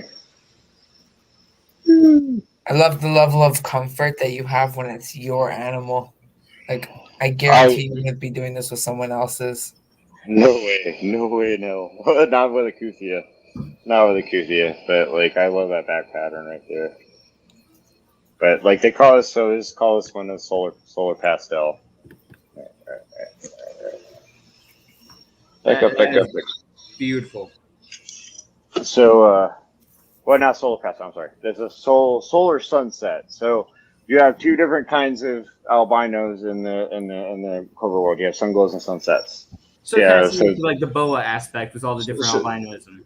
Very, very similar. So, like a sunset in boas is like a combination of a cog island and stuff like that. But with a cobra, it's generally it's a T negative albino with a hypomelanism trait that makes a sunset, and a T positive albino with a hypomelanism trait to create the sunglow. Totally. So she's a sunset. So and she has a pattern mutation called solar. So if you look at a basic monocle cobra in the back of their head, they have that circle and then a circle within the circle. Yeah. So what makes her a solar is the absence of that inner circle. She has just the one. So the actual originator of the solar, and this is why I know this now, I know it for sure, is that there's a Miguel Jolliffe is his name, and he actually was able to get me the right wording and what the animal is and what I have. Because I bought it through a third party, and you guys should know by now. You buy things through a third party, you know what the fuck you got. You know what I mean? Yeah. So like, and I was just going off the guy's word. The guy said it was a pastel het sunset. That's what he said. He called it a pastel het sunset. And then the moment that went online, Miguel had called me. Not called me. He had messaged me on Facebook, and he goes, "Hey, that's not what that is. That's clearly a sunset." And I showed him that pattern in the back of the head. I was like, "Well, is it a solar sunset?" And he goes, "Yeah, that's for sure a solar sunset." And I was like, "All right, cool." That's cool. So like, it's good. It's just great to be in a community where people are at least willing to give me information that I may not personally know. Genetics of cobras. I know cobras, but I don't know genetics like that. Like I don't know color patterns. It's not my thing. It's never been my thing. Yeah, and it's just so cool. Like, to be honest, until I heard that, I didn't know they had any morphs. I mean, of course, there's like Lilith over at Nerd, where it's a leucistic, whatever. But, Oh yeah. And then obviously you guys see Jasmine before. She's a Lucy as well. yeah. But no, it's just so cool because like I didn't really know how much morphs there were into this. Like, because I mean, they almost seem to have almost like a ball pythons do in a sense, where they have all the different whatevers. But it's cool. Because honestly, I feel like with the venomous and how much there aren't too many people who really work with them, at least not online. There's not enough information sometimes where people really realize there are morphs with them. So the one thing is for sure is you're right. There is actually a lot of people that work with venomous snakes. They're just not online. It's and for good reason, man. Like to be honest with you, even with me being online talking about venomous snakes, stuff like that, I'm putting myself at risk of just for anybody to have any reason to complain about me, have a problem with me, give me problems, send the FWC my way. Now I may be doing things legally necessarily, but like it's still if someone's uncomfortable, all they have to do is complain. And That's all she's it not takes. anything. Yeah, and like maybe they're a tax-paying citizen that pays more money than I do into the stuff I do. But that being said, like I am, me personally, my direction is going to try and be the straight and narrow as far as overall keeping. Like I was able to actually get a little bit of information from Eric Vogel and trying to find out like how to actually obtain my own anti-venom. So like basically I have to go through and get my FDA permit and my USDA permit through that and actually be able to order and actually have that stuff for myself. So which to me is the best route to do anything really. Like I have literally a bright bike protocol sitting right over here to the left of me. I have everything always ready and safe. Everything I have in here is locked up and ready to rock and roll. But that being said, like it's still there's always like there's nothing wrong to be cautious. Well, not just cautious, but I mean there's literally some of the best people in this business have been bitten. I've been bitten by these animals. Who am I to think I'm infallible? You know what I'm saying? Like I know eventually there's a bite coming. I showed you guys. I do free handle on a regular basis, but honestly, I have an issue with posting it. I don't mind showing people. I don't mind doing a video about it, but me personally posting it, like showing off, I think is a morally wrong thing to do. Now, I love Will, and I'm not even trying to say anything against him for doing it. I even love Tyler and Chandler. Those are great. They're all great guys. Yeah. Like to their own extent. So like I'm not even really shitting on what they do. It's just my own personal thing. I think because I work for the Reptarium and we're trying to produce this sort of atmosphere and this idea of like doing the right thing and stuff like that. To me, just showing off and my skills of handling a Cobra, although impressive as they may be, it's not really the right place or right time to do it. Like maybe when I leave the Reptarium later on down the road and do my own thing, and maybe separate and do my own thing, I might actually just start posting more free handling fit photos and videos, stuff like that. Then, And but for now, to me, it's not. I'm not interested in being that guy, anyways. Like I honestly think like I've witnessed guys like Will and other people like that, even Robbie Kesey from Swamp Brothers. Like I've seen these guys, like I've watched them free handle, and to see them do it in real time is almost like watching an artist work. Like you watch them and see how they behave with them, and back and forth, a pickup, a swoop, a here, whatever it is. Like I'm always so fascinated with behavior, because that's literally my whole job, is just being fascinated with behavior of animals. So when it comes down to like, especially the animals I personally work with, I have certain reservations about working with viperids like that. But cobras, I understand how their body works. I mean, let's just face it, like the moment a cobra hoods up, you're pretty much like, you're golden if you're putting it behind the head. You know? Oh yeah, totally. But like for the most part, like it's just more or less like I work for Brian Barczyk. We have enough problems with people like shitting on things that they make up and have nothing to do with us. So like I don't need to add to that being a free handler. No, and like you said earlier, it's not to be whatever to Tyler and them. They're all great people. They've all done amazing things. And honestly, when it comes to my opinion, when it comes to venomous, because I've been asked this before, because I also work with beaded lizards, and I've gotten crap for holding my beaded lizard before free handling. And this is one time. There's a picture of me holding an Alvarezzi, dude. There should be no problem with you holding a fucking beaded. What the fuck? It was so stupid. I took down this post too. It was a post where I was like, you know what? I was comfortable handling it with my hands. He's chill out. I was handling him. Someone got all like fidgety about it. Messaged me like, "Oh, you shouldn't be doing that. You're too young. Blah blah blah. You don't know best." I'm like, "Okay, cool. Whatever. That's your opinion. Cool. I'm gonna handle my lizard how I want." But okay. But like, whenever someone asks me, I'm like, "Hey, that's up to you. That's your. If you want to do whatever, go for it. That's your animal too. Like what you said. You trust that animal. You've worked with her enough. You know what you're doing on that. So it's like, you know her better than I would. So the heck do I mean, again, that's true. But at the same time, like to me, I always think about it like this. Like, I don't care what age you are. Age doesn't matter to me. Age is a thing. It's a number. It means shit. But who's your mentor? Who taught you? How did you learn? And that's where it really comes down to, because when you make mistakes, they're not going to blame you. They're going to blame the guy that taught you. You know what I'm saying? Like, at your age, it won't always be your responsibility. It will be who taught you to do this. And if it's like nobody, it's one thing. But if it's somebody who is like, hey, you know, for instance, like you said, you want to work at the Knox Zoo. Like working at the Knox Zoo, like they're gonna teach you a lot of great safety protocols. They're gonna teach you exactly what to do to avoid getting your ass fucked the fuck up. Because when you do get fucked the fuck up, you don't have that job no more. You know what I mean? Especially when especially when it comes to like AZA, ZAA, all those like really accredited type zoos like that.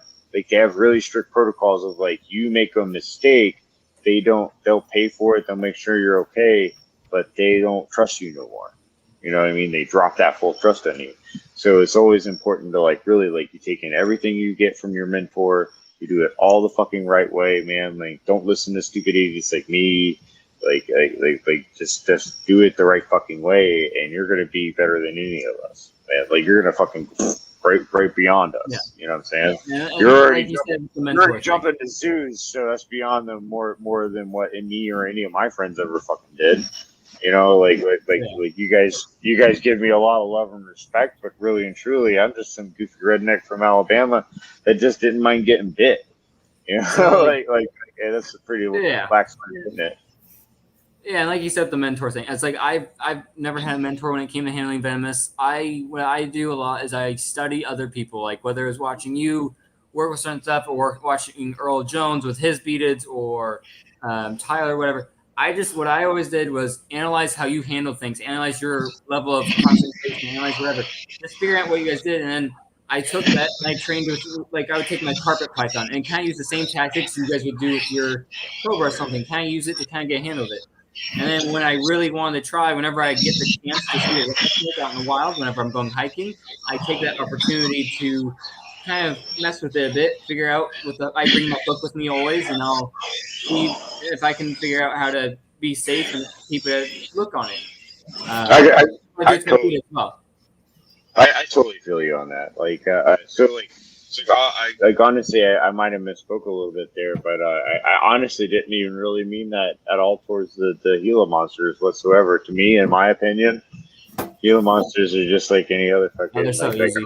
It's like a mangrove. You know, okay, I mean, just don't get bit. Leave it alone. You don't get bit. You don't get bit. That's what it is. Like, I don't give a fuck what you do. Like Gila monsters, I don't really think much of, just because, like, unless you're allergic to the damn thing, all you're gonna be is sick for a few days and you're fine.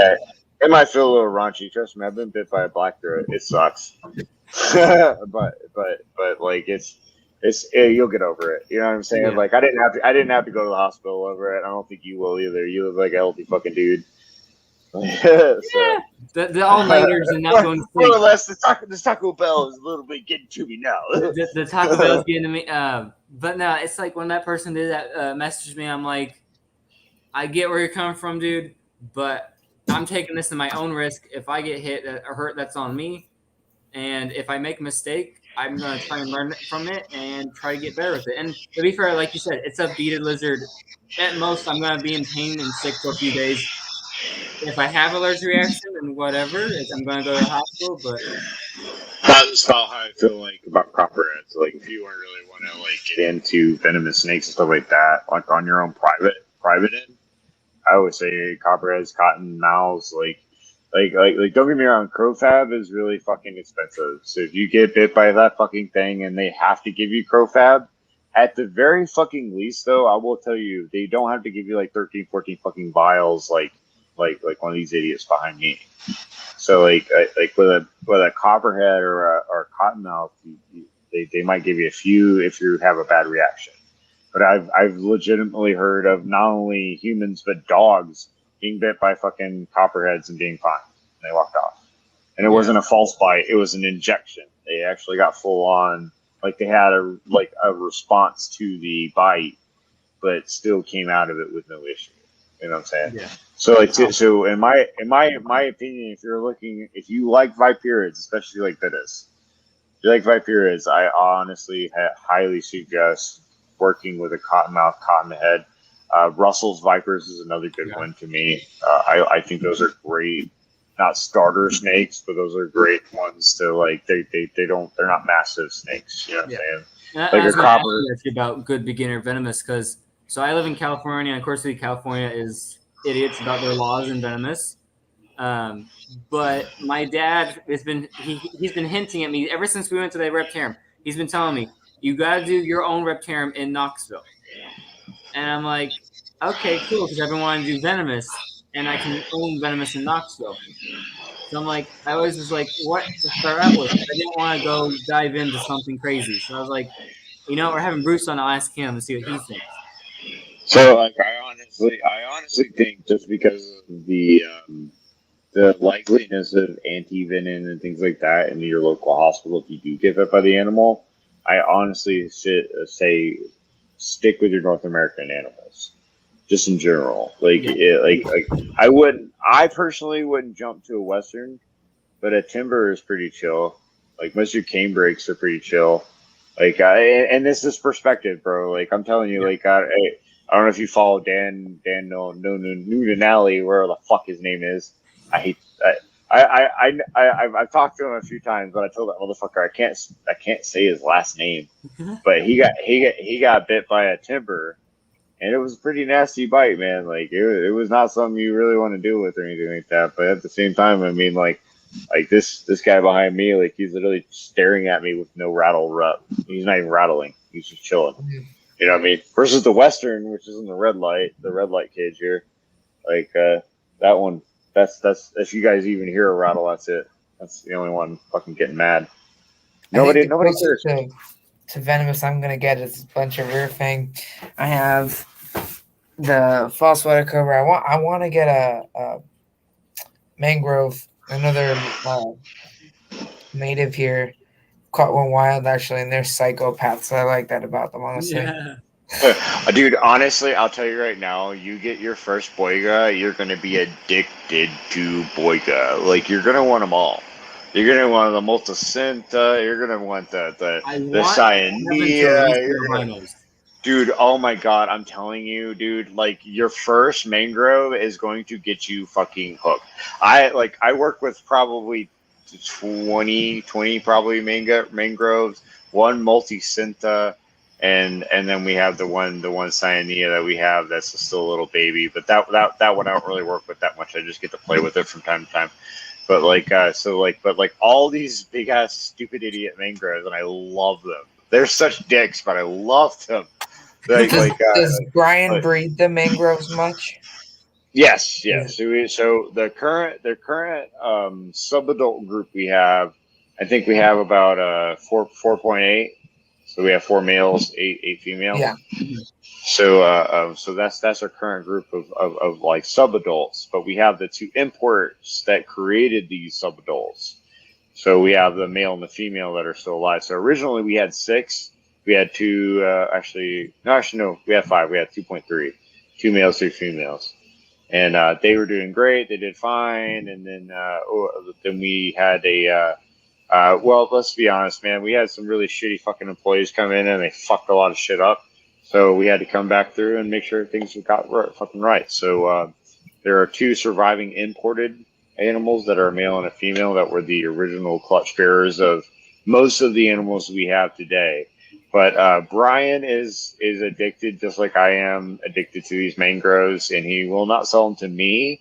So I know he won't sell it to nobody else. Because like I keep asking, I'm like, hey man, whenever you're gonna sell one, let me know. And he's just like, nah, it's not happening.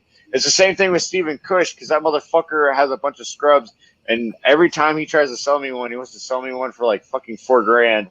I'm like, god damn it, man! If you drop like maybe half that price, I'd be fine with that. But Jesus Christ, For a scrub? $4,000.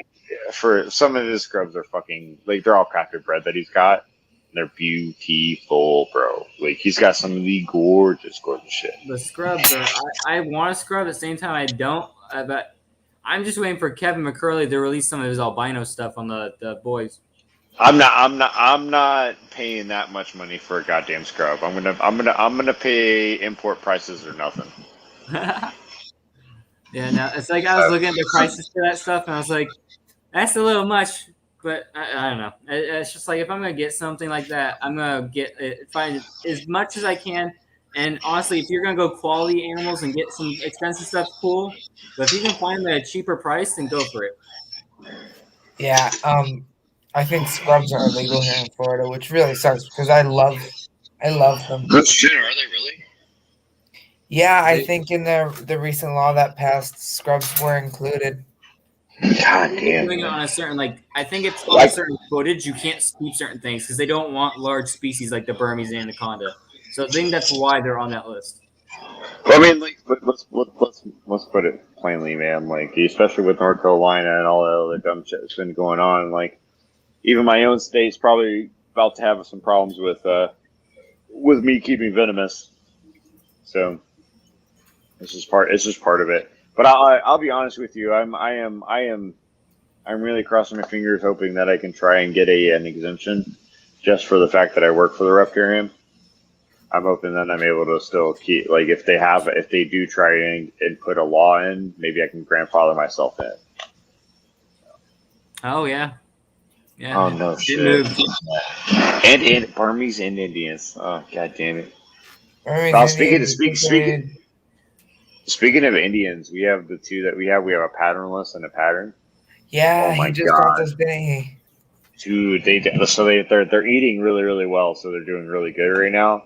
Those things are fucking awesome, dude. The patternless one doesn't bite as much, but that pattern one will light your fucking ass up. But it's like, I mean, like I've only worked with one African rock python before this one, and it was an adult, and it was a fucking dick. Like it was the meanest damn snake you ever met. I've already had this kind of thought in my head, like, damn, this thing's gonna fucking kill me. It's gonna try, like, once it's like 8 or 9 feet, it's just gonna be a murderer. Like I'm done with. I'm not gonna fucking do this, you know. Da, da, da. And like I played with the patternless one, and like I'm telling you, like it's like a ball python. It chills. Like it doesn't run from you. It doesn't do shit. It just like it's been eating great. It's been phenomenal, and it sat in my hands like a fucking baby. But that pattern one, dude, I'm telling you, you go boop, ah, ah! Like, dude, they're all over the place, dude. That thing is so mean. I love it though. I've always been fascinated, and I've always loved mean snakes. But that thing, that the little pattern one is a bitch. I need a mean snake, but then again, I work with my snakes way too much. Like literally, you can see me holding something all the time, even if they are going to be mean. Every time I'm talking to him, he has something. Oh man, you want a mean one? I got some mean ones. I can sell you a mean one. I need a mean Yeah. one. I got some ones that'll scare the fuck out of you. Like in there, and I'm not talking about venomous snakes. I'm talking about boas that are dicks. Boas as babies are the meanest little things ever. Dude, no, like not even fucking babies. Like this fucking this Peruvian boa wants to fuck me up. I need it. That just fucked me up. Send it to Corey. Dude, that is all yours. Look at that. Got me good. Already Whoa. fucking lit my ass the fuck up. That's a boa you fucking need, bro. Peruvians. Corey's already scared. What? No. Figure out how to get that thing. Dude, Corey, you need to get a carpet. I will literally send it to you. Like, fuck that thing. Corey, you need one of his boas, such a a dick. carpet python, and a mangrove. But then Good. watch, it's gonna be a puppy dog in a week. Oh yeah. You go ahead, give it a shot. Bruce is like, I've tried, man. It's not happening. These things fucking bet. hate me. They fucking hate me. Watch, Jessica comes in, pulls it out, and it's perfectly fine. Shut up! Stop! Don't give that woman any more fucking any more shit she needs. God damn it! Jesus Christ! This is my podcast. This is my thing. It's not her. Yeah. Stop We'll talking have about her that. come on and prove that theory. Shut up! We'll have one episode just for her. Let her come in, be like, "Hey, Jessica, can you pull out the really angry one that bit Bruce?" She's like, which one? Boop boop boop boop boop boop. Like, so pull all of them out, all at the same time. Like, Nothing are these mean the ones? here. What's wrong with this? Are they Nothing mean? No, then Bruce Is it the comes in the room, cobra? everything starts attacking him. Ah! Oh God. It's gonna happen one day. She's gonna come on and pull that all out. We're gonna be like sitting here like, what was Bruce talking about? Dude, I'm telling you, dude. There's animals in the riparium I can't pull out that she can. I'm telling you, like I don't give a fuck about something light my ass up, but I can't bring out something that that if I'm trying to get people to be like, oh yeah, snakes are nice, you know, they're not trying to bite you, you know, I can't pull them out. Like there's some snakes I just can't pull out in front of people, or they're gonna fuck me up, and then I gotta explain like literally like so we have this so we have a T negative blood python, right? His name is Champ. Beautiful T neg blood, right? Like I'm talking about like wow, mind blowing, gorgeous snake, and he lived in a really cool cage, massive cage. Honestly, the cage was tall as fuck, and he got to even climbed on the branches and shit like that. I've never seen a blood python do this shit, but it was so cool to see it, right? Really cool cage that we put this blood python in. And I was just like, all right, so Champ's a really cool snake. We pulled him out before. We've shown him to people. He's just been sort of chilled. never really done much. I get in front of this lady and her 2 kids, and pull them out and go, "Hey, this guy is Champ. He's a T negative blood." Whack! Right across my face. Dude, I swear to God, right here on my face, that blood python whacked me. And I just go, "How?" like that. And I go, "He's a T negative blood python." And that lady stops me and she goes, "Did you just get bit in the face?" And I go, "Yeah!" And I just kind of put him back in the fucking goddamn cage. I was like, he's a dick today. Like, well, it's like I tell people all the time, snakes like certain people, and then there are some snakes who just don't like anyone. Dude, honestly, yeah, I would love to claim a title of like greatest like animal behavior specialist ever, but there are just some animals I can't crack. Some animals just fucking hate.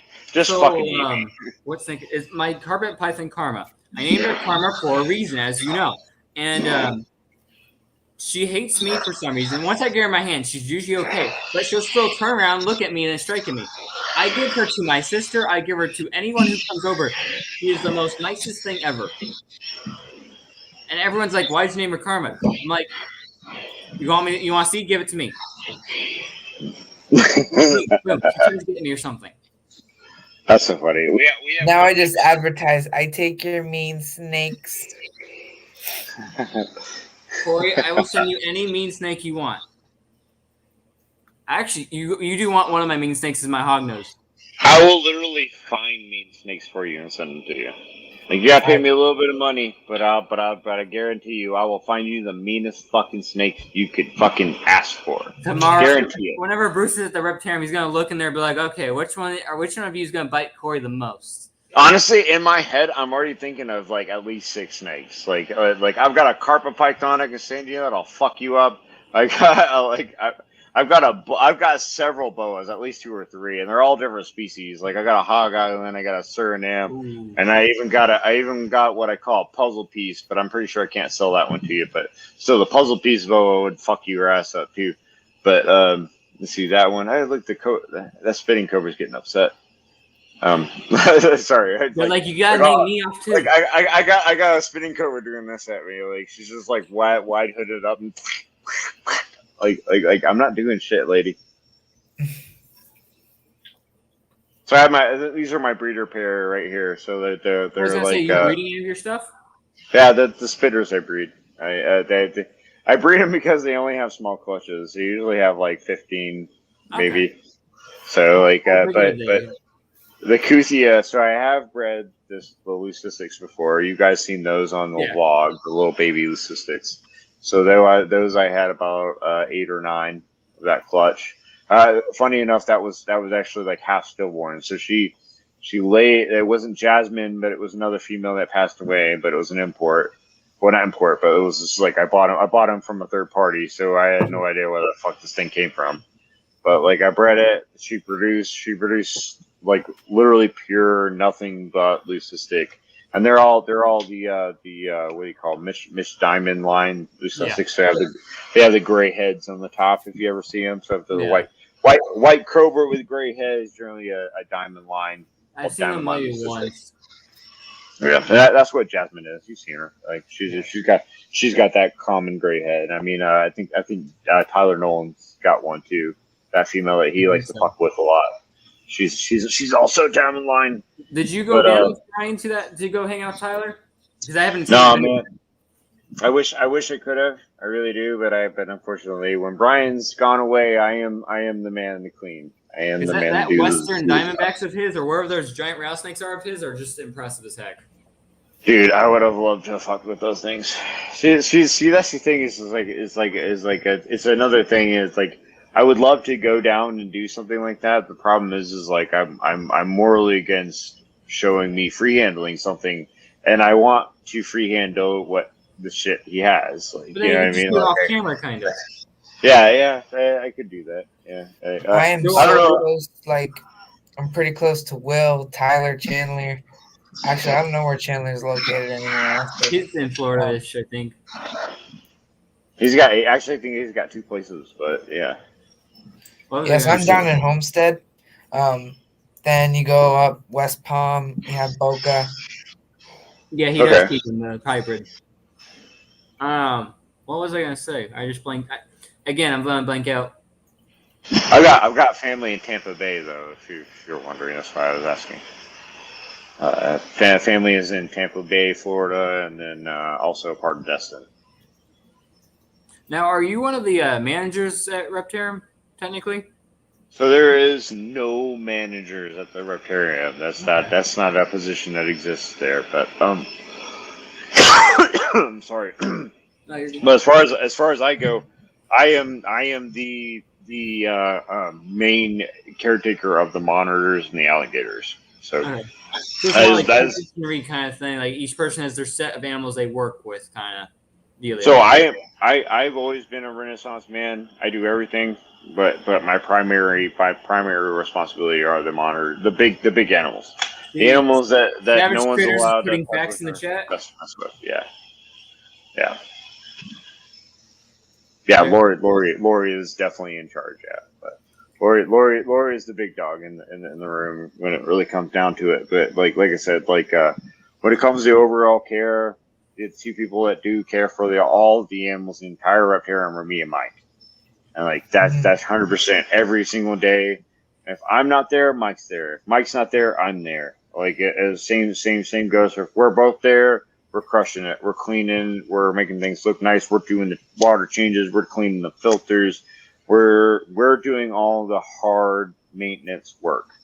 And sometimes, Honestly, to me, that's the fun stuff. Like I love handling stuff, but as long as it's not Lucy of all the animals to clean when it comes to the crap part of it, but the cleaning part for me with animals is always satisfying and just fun to do. but honestly, I have a weird thing about it too. Like I'm very because I've been in the military and I was a NCO and I like had to train like younger kids and Joes and stuff like that before. Like I've always been kind of hard on people about like standards, right? So like one of the big reasons why I've been successful at the position that I'm at and why Brian often will trust me with a lot of work is because I do have these high standards. Like I want to do it the right way. Like, you know what I mean? Like, so like I didn't know shit about fly river turtles, right? Yeah. Not a goddamn thing. And there was nobody like when Brian got those two fly river turtles, there was nobody sitting there going like, I'll do it. You know what I mean? Like, and so obviously like my responsibility is to make sure whatever Brian brings the fuck in, I need to make sure it does well. You know, at least enough to care for it. And stuff. Yeah. So I went through a super huge crash course on not only fly river turtles but chemistry.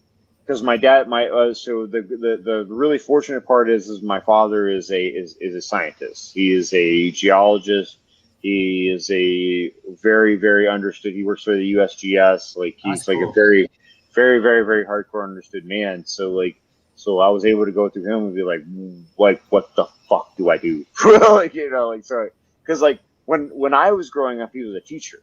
So like he taught at the high schools and stuff like that. And so he's a marine, space, and aqua science teacher. So he did all the cool shit, like the science we all want to learn about. You and all three of us probably would want to fucking go like, yeah, I want to fucking know more. You know what I mean? But like, I wish so there he were was- more stuff in school like that. yeah, no, 100%. Like he was that teacher though. Like he was the teacher you wanted to learn from. He was the one doing the volcanoes and stuff like that because he's trying to teach people about how volcanoes are created through So like, I you know what love I mean? that Like, stuff. he was the best fucking teacher, man. I'm fortunate to have him as a father, but the people who had him as a teacher were even more fortunate. So just like me. But nonetheless, like, so the whole point of all mentioning that was just so I went through him and I was just like, all right, so what do I do? Because I know you've had saltwater tanks. I know you had freshwater tanks you used to keep in your class. What the fuck do I do? So he literally sent me all the links to all the stuff. Like here's how you get the freshwater test kits, all the pH tests, the high pH test, So I got all the information that I needed to do about fly river turtles. I got 3 sources for every single fucking information that I got, because that's been my Yep. thing, and obviously that's probably what you guys have heard from teachers before too, right? It's like if you want to learn something, right, it's you got to get 3 sources for that particular information. You can't just rely on the one. You have to rely on the 1, 2, and 3. If they all say the same thing, then your information is correct. Is But the if they- source but- reliable? Blah blah blah. Exactly. recent?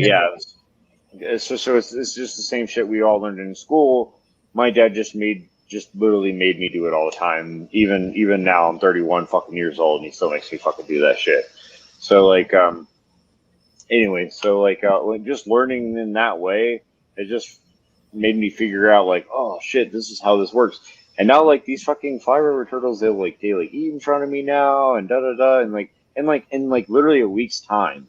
They went from being like they won't eat in front of us. In fact, we're not even sure if they're eating at all.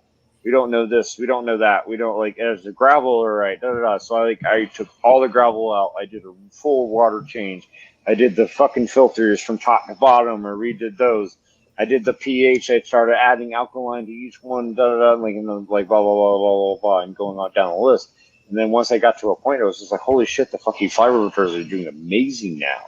And da da da, and it's just like, man, I love the satisfaction of that. Like just like you guys are saying, when you build a cage, when you put it all together, when you finally do the research, and you're doing this and this and this and that, you're just like, dude, I did that. Like these things are thriving because I went above and beyond and made sure I was like absolutely fucking positive those motherfuckers were gonna make it. You know what I mean? Like this, yeah, you know what I mean? Yeah. And it's the so best rewarding feeling. to do that. Best fucking feeling. Well, it's like, so I've been gone from home for the past month, and I have someone taking care of my animals. And of course, but he's still new to reptiles, so he doesn't do the job I do. He doesn't do what I love doing. I clean every single day, every couple of hours. I'm checking, cleaning, whatever. But yeah, but he didn't. But you earned those. He didn't. You know what I'm saying? That's the feeling of it. And it's like when I went home, it was a mess and stuff, which I talked to him about and stuff like that. And no, whatever to him, he does a great job for what he does. But it's like the satisfaction of leaving, cleaning it all up, and he called me the next day when I left to come take care of the animals. He's like, Nico, it is spotless in here. What did you do? I'm like, this is what I do for pretty much my living and all what I love to do. I spent hours I stay up until like 2 a.m. just cleaning because it's so fun to me. Yeah. I mean,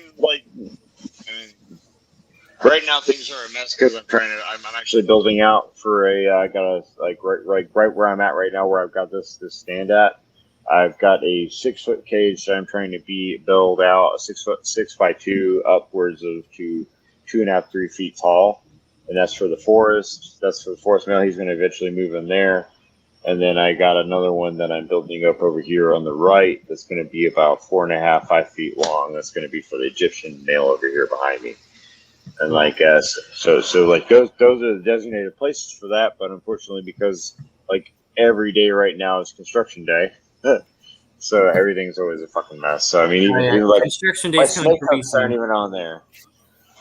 I got construction day when I go home because I have a freedom breeder rack coming and I need to set that up. And then I got to change out my incubator because I just had an incubator come. I set it up halfway, but I haven't gotten it fully working yet. So. And then I'm going to be changing my reptile room hopefully soon. So I got some stuff to do. Yeah. A lot of work. Oh, and it is. But it's honestly, it's so satisfying because at the end of the day, you get this done. You get to see these animals thrive. Yeah. I mean, that's the whole reason to do it, right? Like, the whole reason we all do it. It's just because, like, you know, you get to, at the end of the day, you get to sit in here and be like to me, it's also like, even if the day I feed, right? Like, I sit in here and go, man, it's a good day. Everybody fed, everybody did good, everybody ate. I had no problems. Or even if you get that perfect bed the next night or whatever. Oh, Unless same. you have ball pythons. Eventually. Bruce, one day in his life, will have one ball python. That is it. I honestly, I do have plans to keep one, but I don't know. It's got to be a special one. It's You got to gotta be pretty morph. And I feel like a GHI Mojave is probably one of my favorites because that bright purpling color that they have. You do that is GHA cool. Mojave with a little bit of hypo in it. Hypo GHI I Mojave, do. yep. Do you know what a Yeah. freeway is? I do know what a freeway is. I work for Brian Barczyk, bro. Come on, man. I actually did not know if he worked with those. I don't. I work with 0 ball pythons, but I've been around that motherfucker for 8 years, so I've heard quite a few things. Because Brian I've comes off never as the person seen, where when like- he sees something, he shows everyone. Yeah, everybody. Yeah, like all the new shit he pops up and all this other dumb shit. Like when he does the videos where it's like he's egg cutting, he's like, "Well, this is the world's first." Like the moment the video goes off, me and Jay are like, "Yeah, hell yeah, we did it!" You know, like we're all like, fucking cheering and shit like that, and like none of us have anything to do with this. This is all Brian. Like, Yeah. we're like, we did it, we did great, yeah. Like, oh no, it's Brian. No, Brian did amazing. Like, Brian put the jeans together. Brian paired them. Brian did it all. Like, he fucking crushed it this year. The pumpkin stuff. That's a pretty cool gene. I haven't heard Oh, of that. dude. Yes, sir. Yes, I sir. actually Pretty. put my breeding cards together and what I was pairing. What is it, 6? I think I have 6. 6 freeway.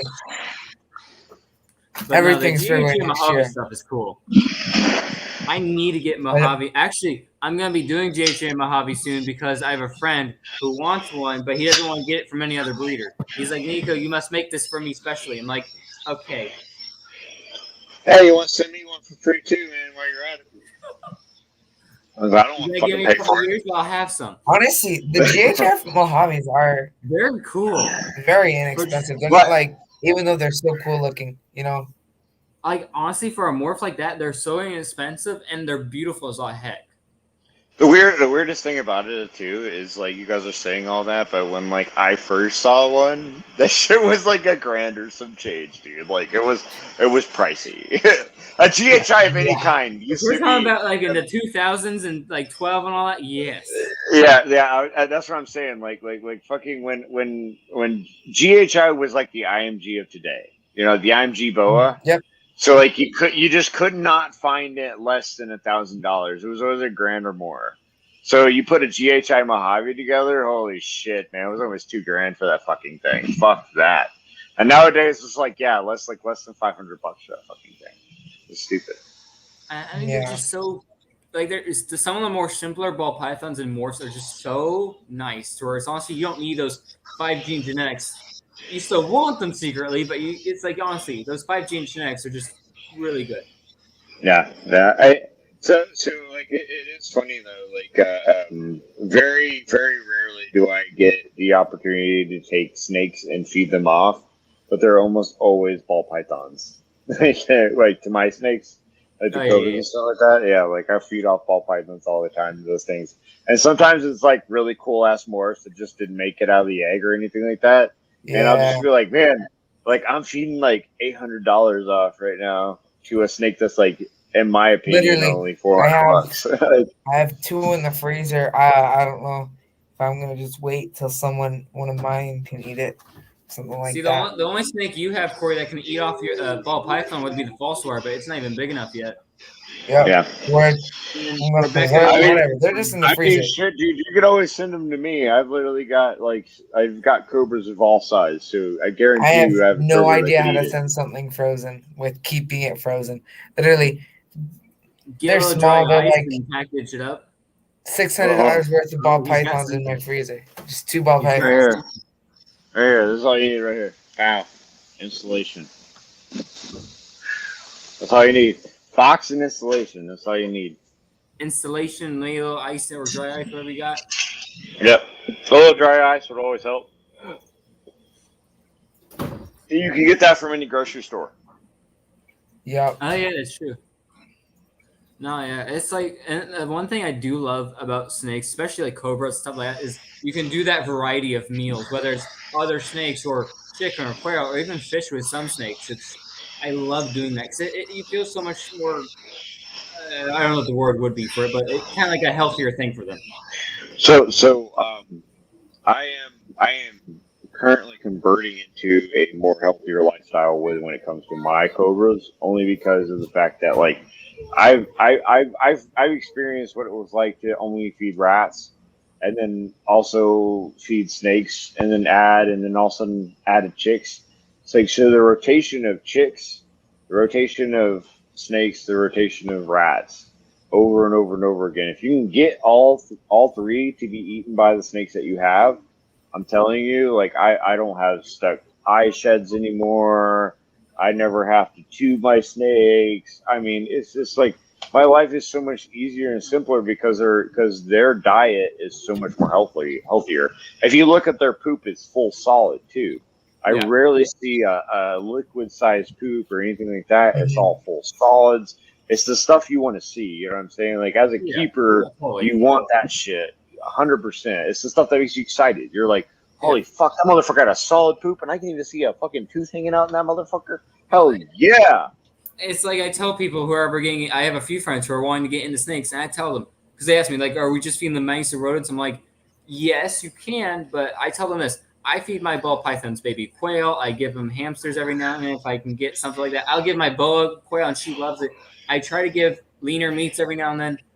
African soft furs, those things are like crack. I wish I could. It's illegal in California. I have a whole Okay. breeding rack of them.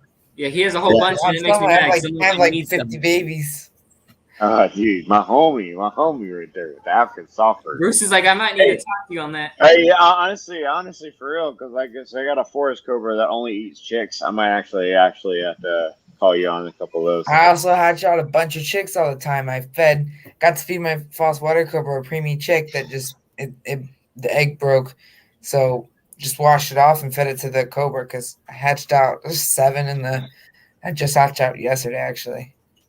Oh, that's my shit, man. That's what I'm talking about. I need to do chickens or quails because honestly, with the rate that I feed quails to like my Dumeril's boa or even I want to feed my carpet python quail soon. I need to get stuff like that. Yeah, like around here, we started to hit the drought part of tractor supply, so they don't have any extra chicks or anything like that.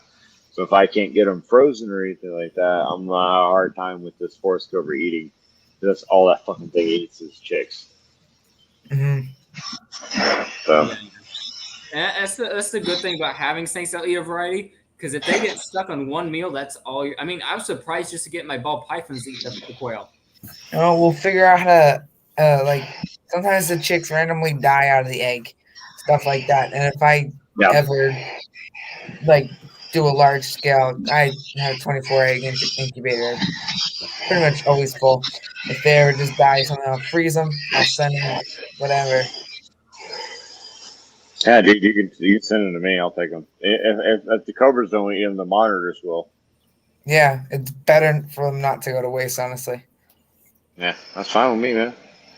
I wouldn't have an issue with it at all. I definitely would put them to use for sure. Yeah. Yeah, no, and like I said, it's like it's so much. It feels so much better and rewarding because you're giving your animals the best life you can with feeding them like more different meals and stuff like that. Because I mean, rodents are just really fatty to a degree. It's yeah. I mean, Well, I've noticed things. I mean, like ultimately, like what are we doing as keepers if we're not trying to increase quality of life, right? Like Exactly. that is our goal. We want quality of life to increase. We don't want it to get worse. Like we don't want the life that they had in the wild to be worse. We want it to be almost equal, if not better. You know, and obviously that's incredibly difficult and almost impossible to make that exact standard. But that's the standard you need to have. Period.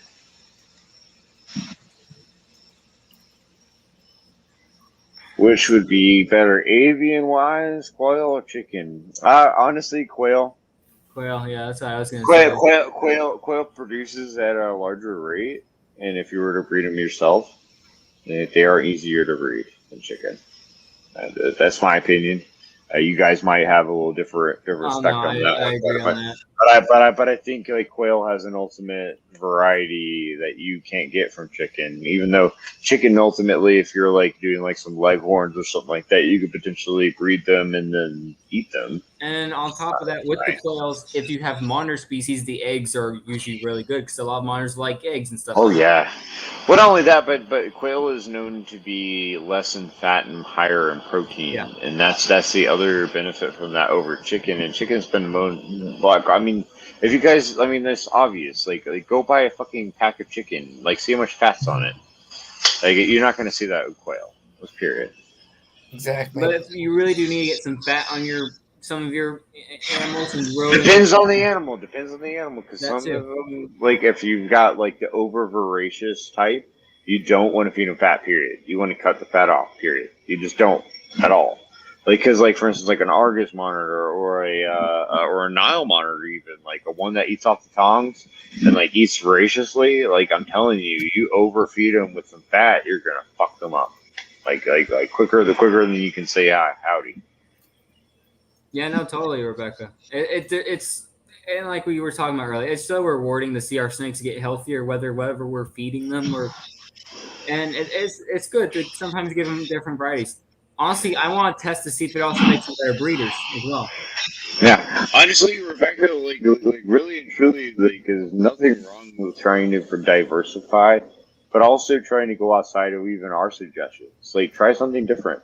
Like, you never know. Like, for instance, like I'll give a great example. I don't know if you guys have ever seen this, but I've actually fed a turkey leg to a retic, and like they ate it, no problem. Like, I mean, just like the little bone and everything with the wing and shit still on it, just fucking chowed it down, no problem.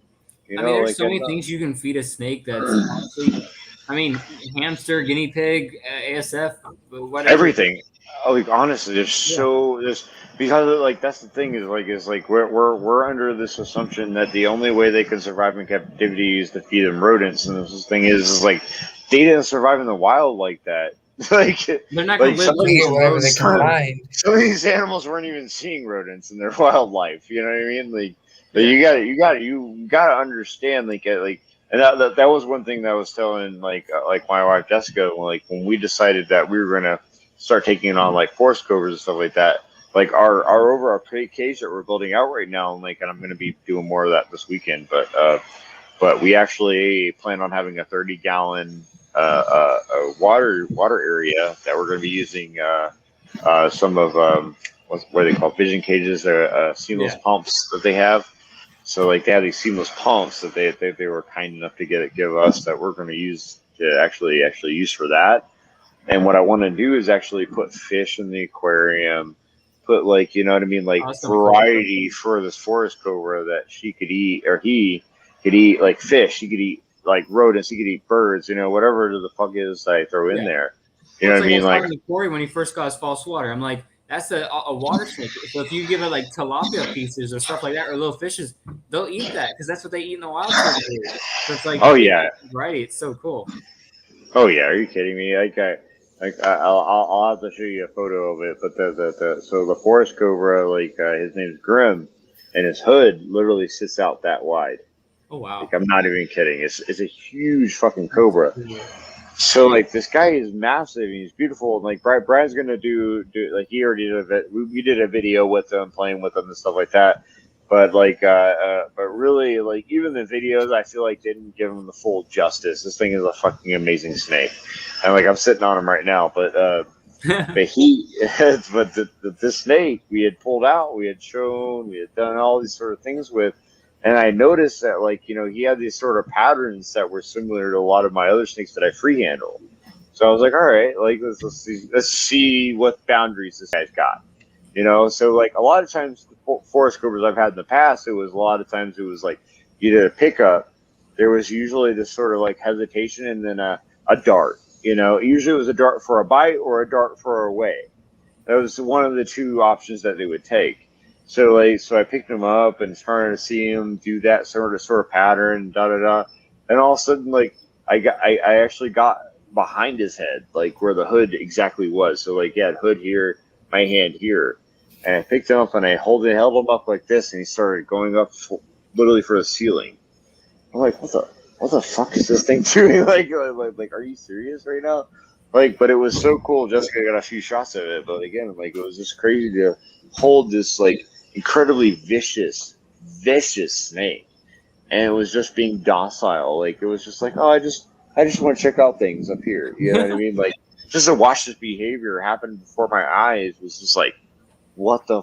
Are you what? Like, is this happening really? Like, Is this you know what I mean? actually Like, real? yeah. Like I would never ever really like especially an imported animal, but especially a forest cobra. I would never really just off the cuff go like, let me try to freak handle it. But again, this behavior just read to me to an extent. I was just like, dude, I gotta try. I gotta see what this guy's got. I really gotta push him to his limits. So I did everything I could, and like I got him even to gape the mouth, but it was a swoop and a I picked him up like this. He had a mouth gape, and I went like that when he charged, and I went, and no problem. I held him again. He like no problem at all. Never had an issue after that. That was the only time he gaped his mouth at me, and I was just like, all right, if I can handle that, this guy's good. He's my baby. He's my boy. That's incredible. I'm excited. I'm excited about him. I'm happy to put him. I can't wait to put him in the enclosure I have planned for him. The blueprints I have is going to be so sick. I just like hopefully I've got a little extra universal rock that I'm going to try and put in the background of it. So it's going to be absolutely pristine. Dude, I'm so excited about the this. universal rock stuff is just incredible. It's it's so realistic, especially with the cobra in there. Oh my god. Like it's gonna be so cool to see, especially Grim, because like the reason we named him Grim, like I posted the pictures of him, but if you see the back of his hood, it's an actual skull with a crown. Like it legitimately is. Like it's like the full skull with the two eyes, and it's got this little like rigid like weird thing above it. It's just to me, it's a skull with a crown. It's like the Jinko sign. And that's what they're known for. It's just they're such amazing animals, and honestly, cobras. I mean, they're that iconic animal. So to actually have that and see that in person is like, it's mind blowing. Yeah, and just sharing a story with it. Well, we'll have to definitely invite you down next time you come up here, and actually get you to get your hands on some snakes in my home. I'd probably just hand you that sunset that I just showed you guys. That would be the one. That's the one I train everybody with. Like, if you want to learn on a cobra, that's the cobra to learn, man. Because that one's not going to bite you. I'm seriously like I don't post pictures. I don't post pictures of this whatsoever. But I've kissed it on the face. Like, let's put it that way. Like, I don't know if you guys ever seen anybody kiss a cobra on the face, but this thing don't give a shit. You just go, mwah. You don't care. You just continue on with your life. You don't care. You don't kill you. I love that snake. It's the chillest snake I've ever owned in my life. So like that's the one to train on. Yeah, most definitely. Yeah, definitely will take you up on that because I do want to get more venomous training. But anyways, we won't take any more time because it is 1 a.m. But we want to thank you so much for coming, Bruce. It's been appreciate it, man. It's been one of the best flowing conversations. It was so awesome. Yeah, I appreciate you guys, man. Like I said, it's important that we as a community support each other. So like whatever we gotta do, man. Like I want you guys to just like me have success. There's no reason for you guys not to.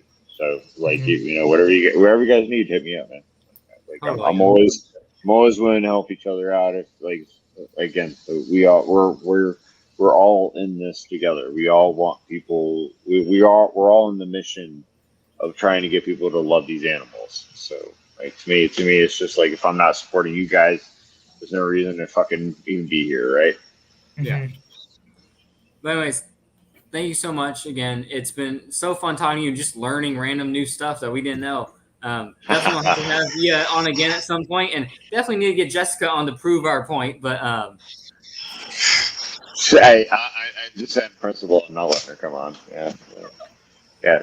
I'm from Alabama, so you know what I mean. We got. I think we got a marriage certificate that says I own her. I'm not sure. I got to check with Alabama law and see what's going on there. But she's gonna kill me. I said that. She's gonna kill me that I said that.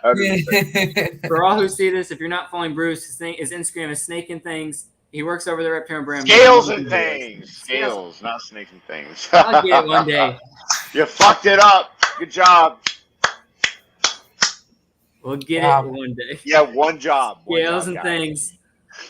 I'm blind pretty much. I'm not wearing my glasses, so Oh, dude, same. But you know what? I can still read my name. anyways, thank you all for coming. We will be posting whoever the next guest is at some point. We're actually still trying to figure out who our next guest is. So stay tuned, and all of you have a great night.